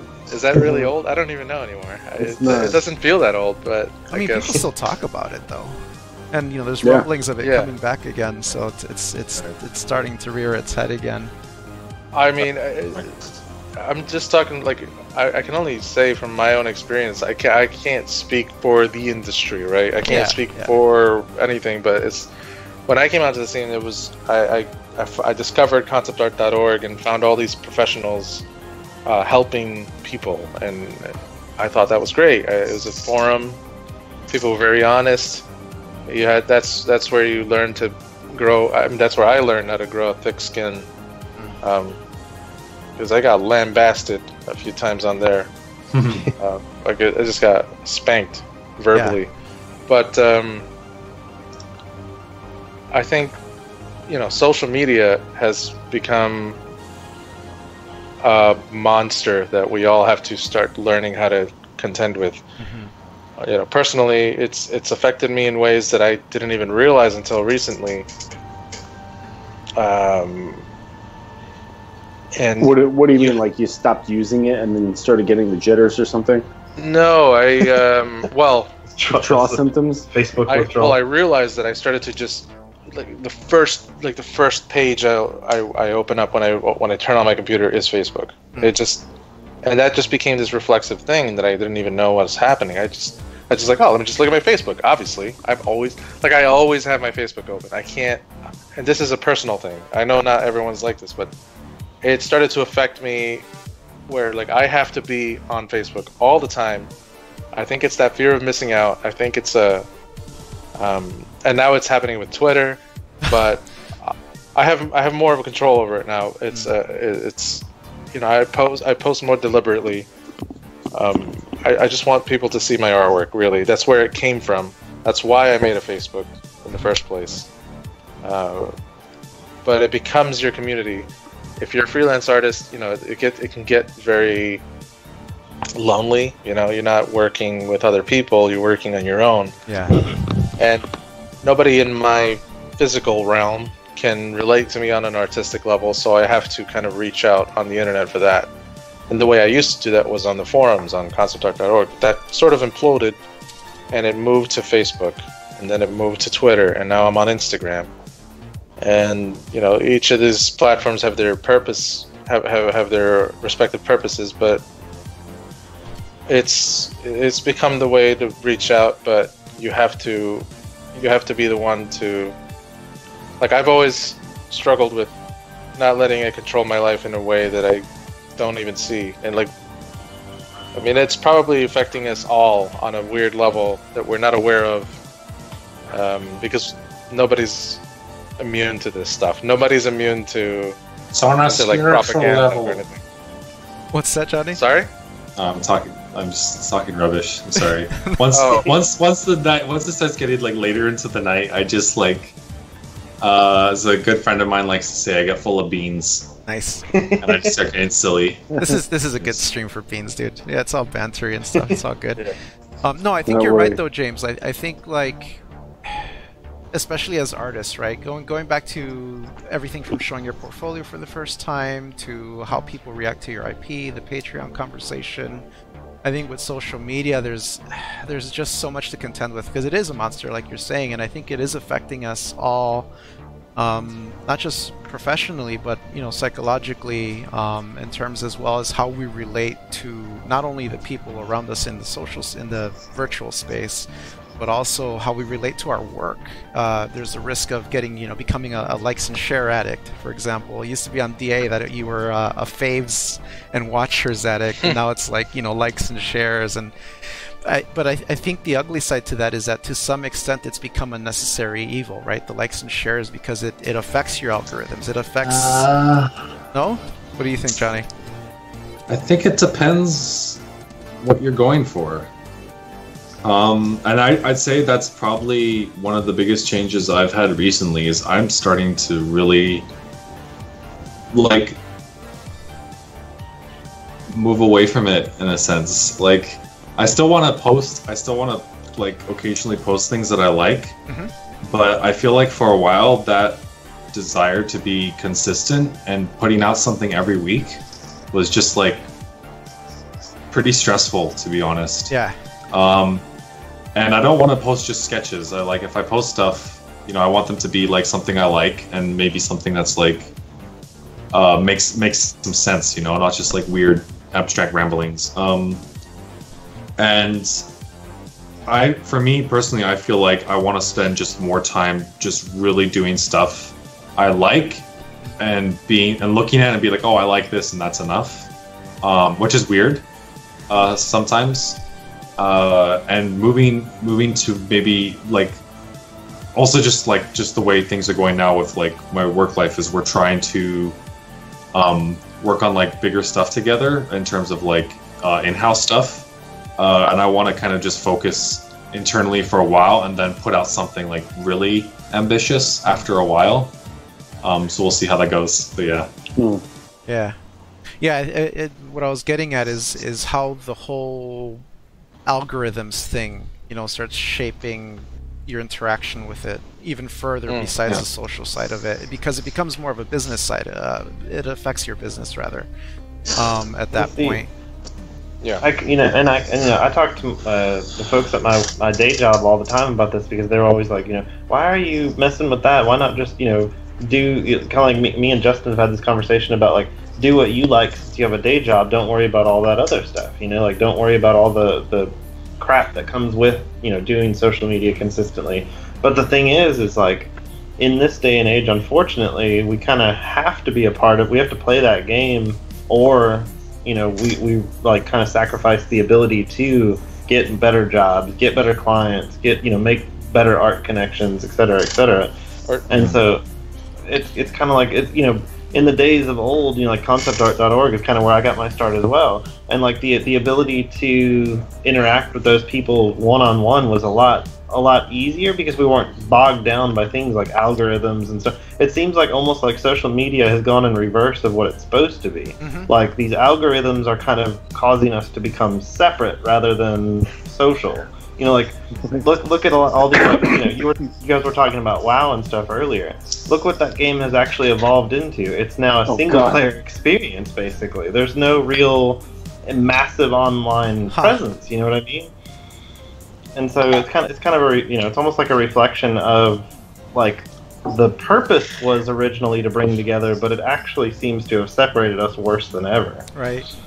It's. I mean, I often see a lot of people, basically complaining, saying, "Where is everybody? I only see posts from like 20 people every day.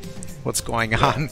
And it brings back that point because there's been lots of times too, like on Facebook. I'm pretty active on there, where someone I haven't heard from in a little while, who I like their work, or maybe we've worked together or whatever, and I'll go look at their page, and there'll be a slew of new things from them that I didn't even get to see.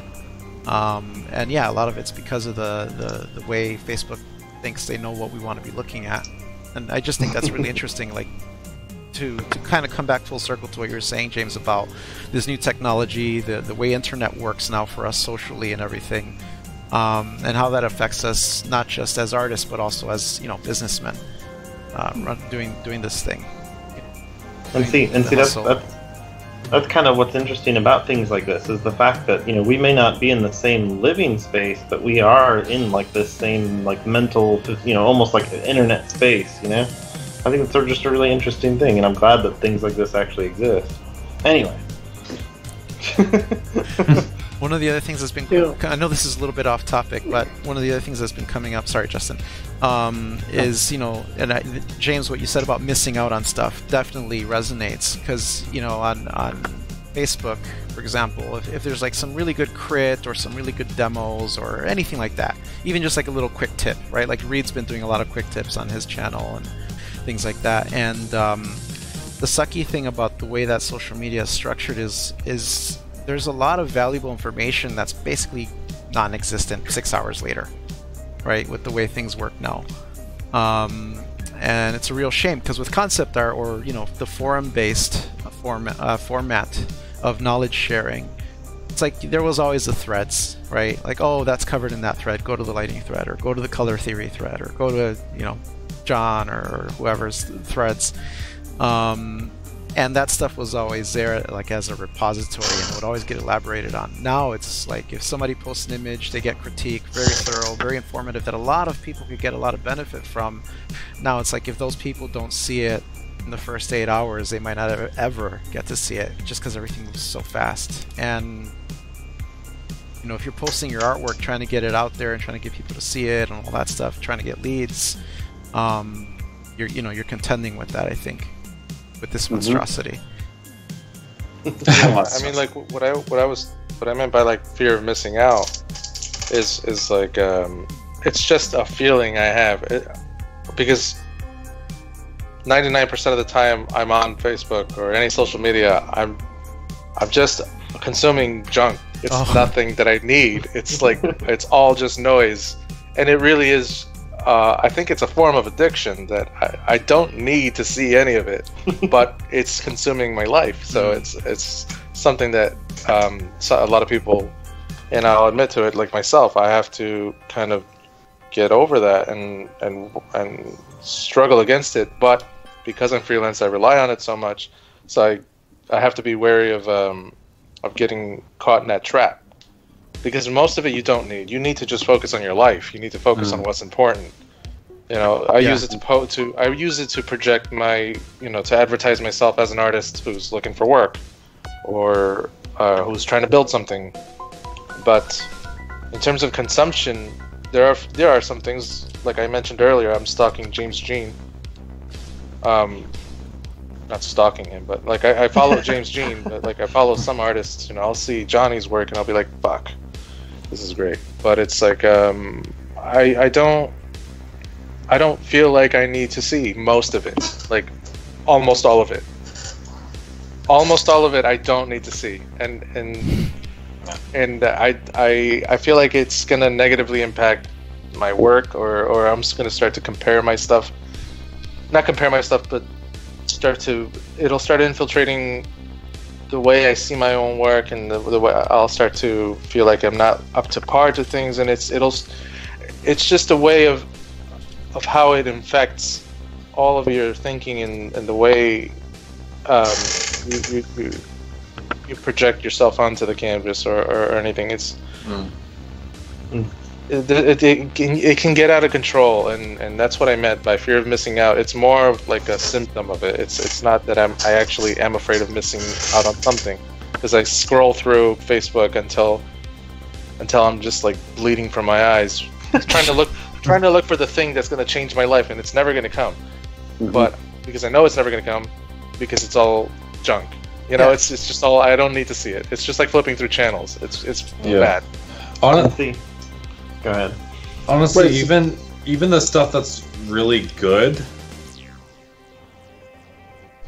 even if that stuff I feel like inspires you and is amazing and interesting, you're still getting something secondhand from a source. Mm-hmm.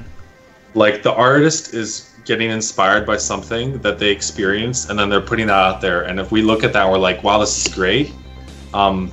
It's really good. But if you're not also like looking at other stuff or just using just other artwork as your source for like what's good and what your inspiration is, you're gonna be like, is third hand a term?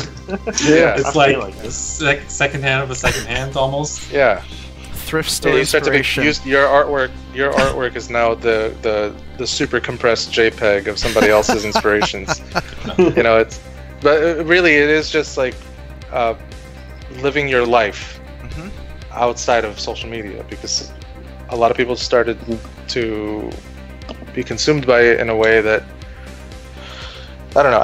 That's a whole other rabbit hole. Yeah. That well, it kind of like goes on to like, I guess in like more simplistic ways to kind of like wrap on that is to be wary of value, like what you're consuming is of value. And like even like what Jonny was saying, like you flip past some fantastic artist that you adore, you see their work, it's for like half a second. Right, it's not the same. That's not even close to seeing in a book, or even better, at a museum or a gallery. And you're like there, you can like absorb it and like kind of just be with it for a little bit. You know, you see it on Instagram, it could be the best fucking, painting ever, and you're past it in a second. You know what I mean? Yeah. Maybe you'll zoom in, maybe. Right? Yeah. Which is funny because that little image is lucky. Because that kind of, that kind of, it's like that whole theory of like, say one person spends 100 hours on a piece, right? And it's, fucking amazing, right? And then you see, 1,000 other people also spending that 100 hours, and you're just like scrolling through a non-stop feed of just incredible art, you know what I mean? And so it's almost like a consistent onslaught of just the best of the best. Yes. Yeah. My favorites list on ArtStation is insane. I don't even like going there. But anyway, and see, that's kind of that's kind of what happens is, like when you have like 5 artists doing these really awesome pieces that you can actually keep up with actively, that's fine. But when you get 1,000, 10,000 people that are actively doing it, there's no way you can keep up with that, And so you're just being constantly assaulted with like the best of the best of the best. It's insane.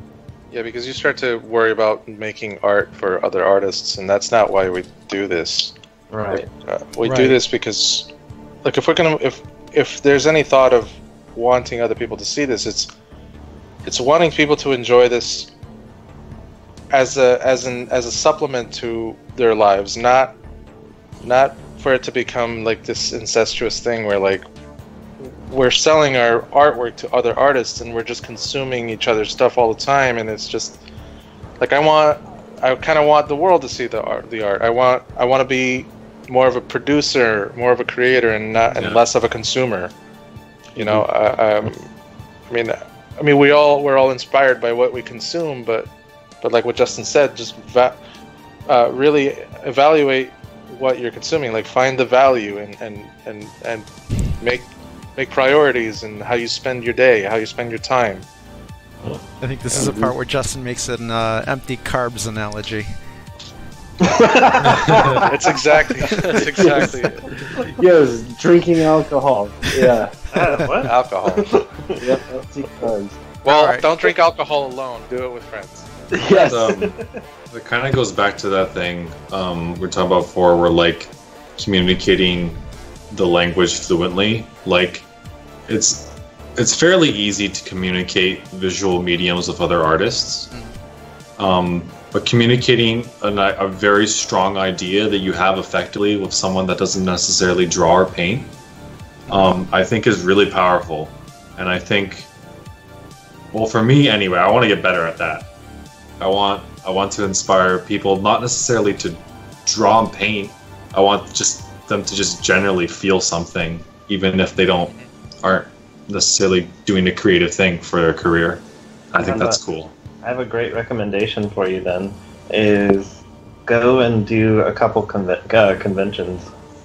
The general populace that walks up, man. I'm with you because I was extremely intimidated when I first started. But when you get like that group of 5 people that walk all back to back that are like, oh my god, this is the best thing I'm ever gonna see. It's like one of those, you're like, I'm validated at least for that moment, And then if it's consistent throughout the day, it's just great. Mm-hmm. Yeah. So we're gonna be wrapping up here soon, and we've been in here for quite a while. So we have a heavier question and a lighter question that we're gonna go into. So the first question being is, what's on your career bucket list, you guys? We're talking a lot about passions and priorities and all of that stuff. So around that stuff, what's on your career bucket lists? Or maybe career wish list, and that'd be so morbid. Is that plural? Yeah. Like, just what's something you would fucking love to work on? Oh, work on. Well, I just want to work on my own shit. Or your own. I don't really care. Like, it's not that complicated. I want to try actually a lot of things. The 2 biggest things for me right now that are like big goals of mine is I want to release an indie game, like a video game that's like close to AAA quality but more stylized. Some of you guys have already probably seen some of the artwork for it. It's called the Muddy Mallets. It's basically you just like a group of trolls and you trade and stuff.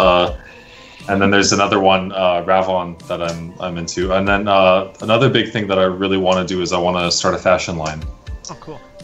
But yeah, that's pretty much it. I just want to make stuff. And I also have a more interest recently in making things that you can actually touch. I not too long ago I actually did a design for some bomber jackets. And there was like zodiac animals on the back, and I got to see one of the prototypes and touch the embroidery on the back, and I was like, holy shit. Like, there's a very big difference between like printing out a painting you did digitally and then actually like a physical creation that like someone wears, or like it's similar to painting something on canvas. Like, it's just physical. Yeah. Like, it has dimension to it. Like, you can see like it was really cool. Like, I kind of like. Yeah, one of the things I've been doing that's a little bit different than everything else I do is I've been doing cement sculptures, and it's something I mostly do for like the house and for myself and like our garden. But I do occasionally sell them at conventions and things. But yeah, it is a very different feeling to have something, tangible, something that's got weight to it, something that feels like it's gonna last. It's almost like beyond you. It's no longer yours. It's out there, and it's in the environment. What about you, James? I want to work on Jonny's shit. No, I definitely want to work on my own stuff. I want to be able to just expand on stuff like Moon and Crow and create other things. Not like it, but just things that I want to just express. But I love that Jonny was talking about stuff like fashion, and just physical things. I really love the idea of creating maquettes or having like a line of like. I don't own a lot of these things, but these are things that I've always wanted. It's just I'm always broke, so I can't. But little toys and little sculptures of like, my cousin was always into collecting these kid robot maquettes and toys, and he would go get like the whole. He collected all the gorillas, like the band, the Gorillas, cool. like yeah, like stuff like that. Of my own creation would be great. Books, limited edition prints, which is actually something I'm working on very soon. Nice. Hopefully that's something that people are interested in. Stuff that's like only available for a short period of time, and you can never get it again. That's janky. I love that. You're gonna laugh, but man, I can't wait to see something like fully come of Moon and Crow, dude. I've been following that forever. There's a lot of similar comments going on in the chat about Moon and Crow, so got an audience out there waiting, James. Oh, sorry for the tease. Yeah, when's the cartoon coming out? Yeah. Well, when's the cartoon? Feature-length animated. Yeah, like next week, right? Yeah. Yeah, totally got. Tomorrow. Yes, let's go to the movies. Come on. It's funny you should say that. No, I'm just kidding. I'd actually really like to do a film someday too. Yeah, like one of those same. films that you know is gonna bomb in the box office, but you're just like, and then becomes like a cult classic later. Maybe that's like egotistical to think that, but Like I don't know. yes, no, I've had similar aspirations. Like, I would really love to work on the movies that go straight to video. You know, like the B-rate. Like the B-rate sci-fi films, and you know, like you're Five-Headed flipping Shark through. Attack. Well, you're like flipping through like you know, Netflix or the Amazon version, and you're like going through the sci-fi genre. Like, that's what I like to do. I'm like, what the fuck? I've never heard of like the majority of these titles, and they're like weird rip-offs of other ones. You know, with like a slightly different title. Oh, Transformers. Like Atlantic Rim. Yeah, you're surprised about like the stuff that gets financed, so you're like, Right. oh, I should just start making stuff. This is great. Yeah, I just think it'd be so fun to work on something that's slightly janky, you know, like Attack of Robot Sharks and that sort of shit. Yeah, absolutely. A video game would be really fun too. I've always thought about, you know, I've always toyed with the idea of turning Moon and Crow into something like a cross between Eco or The Last Guardian or and Journey, like something that is just pure feels. You know? Yeah, that would be great. It would be great. One day, for sure. And you know, in that vein, like, I don't know what you guys have like access to, like programming experience and stuff like that, but 2D games, man, 2D games have like this great, especially this great renaissance of what's going on right now. And so to be able to have that, like, the space of, you know, digital painting, so you know how to manipulate, you know, like 2D characters, right? If you can get, you know, you could almost make, like Moon and Crow, for example, you could make like a side scroller out of that if you really wanted to, or even like a 2.5D or something like that. It's funny you mentioned that, because I was just gonna say Ori and the Blind Forest. Yep. There you go. I'm sorry. I don't want to be those people that say this reminds me of this. Oh That game man, is beautiful. So everything reminds everyone of everything. It's like, that's because everything can happen or has happened. yeah, it's fine. I would love though if that was like a Journey-esque type of game and you just play as the crow. Like, that'd be cool. Hunting, I don't know, like the entire time. Time is a man. Because you would always, generally with games like that, you're always like this small little entity and you just kind of like wander and do your little things. And you're like, oh, everything's so big, but actually being part of all that instead of just like looking at it, that'd be kind of cool. I would. I hear you, man. So Sal, what was the lighter? Was that the bigger question or the lighter question? I can't remember. But here's the next question. Time's up, buddy. So what advice would present-day James and Johnny give, you know, young James and Johnny if you could go back in time? Boring. Kidding. Well, no, you, Johnny, you have to talk to young James. Yeah. James and Johnny. This is a cross-dimensional time travel. Shit. That's terrible. If you meet yourself, the universe implodes. Let's just stick to the bladder. Sorry, previous.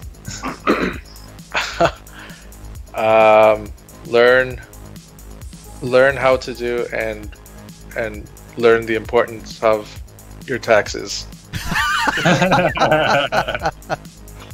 Yeah, that's what I would tell my younger self. I'd probably tell myself that as well. Yeah. Other than that, it's just in terms of art or the career. Yeah.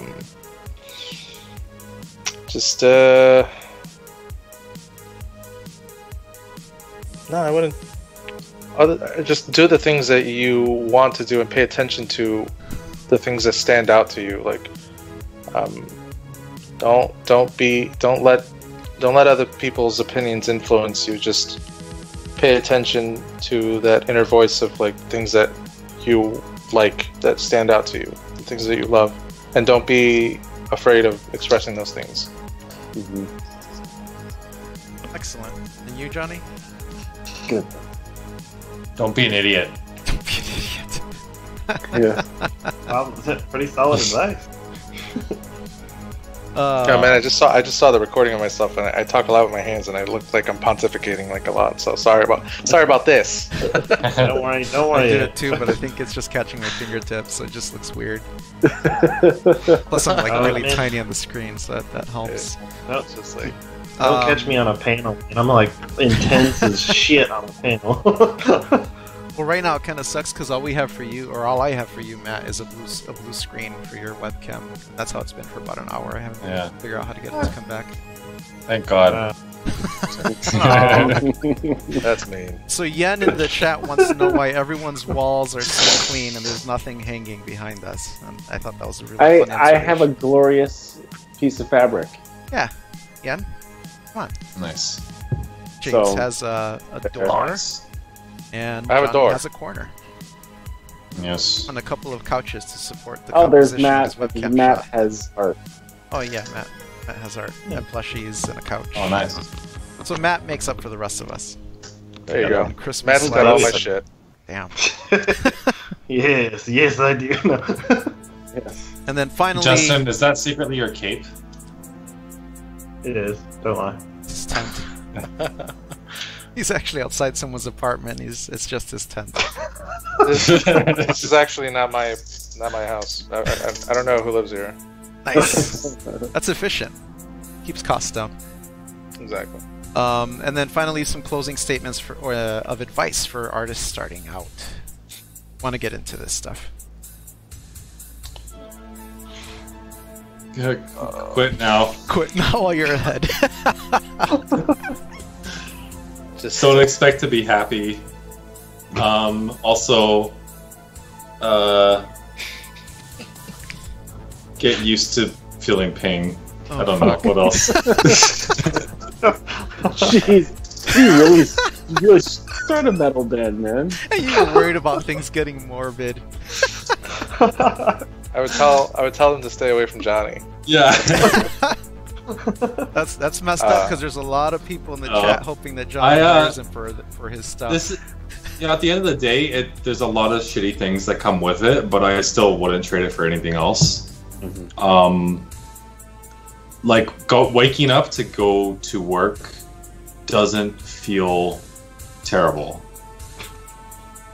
And that's the first time I ever experienced that, like doing art for a living. Yeah. So like that alone is enough to motivate you. Then, you know. I'm not laughing at you. I'm laughing in the chat, really reacting to how dark things got. Yeah. Hey, I just want that. I gave the disclaimer at the start. No, it's so I'm good. No, I don't. It's fine, dude. We do that all the time here. On a James, really... bring them back out of the abyss for us. I love that line, and I want it on your tombstone.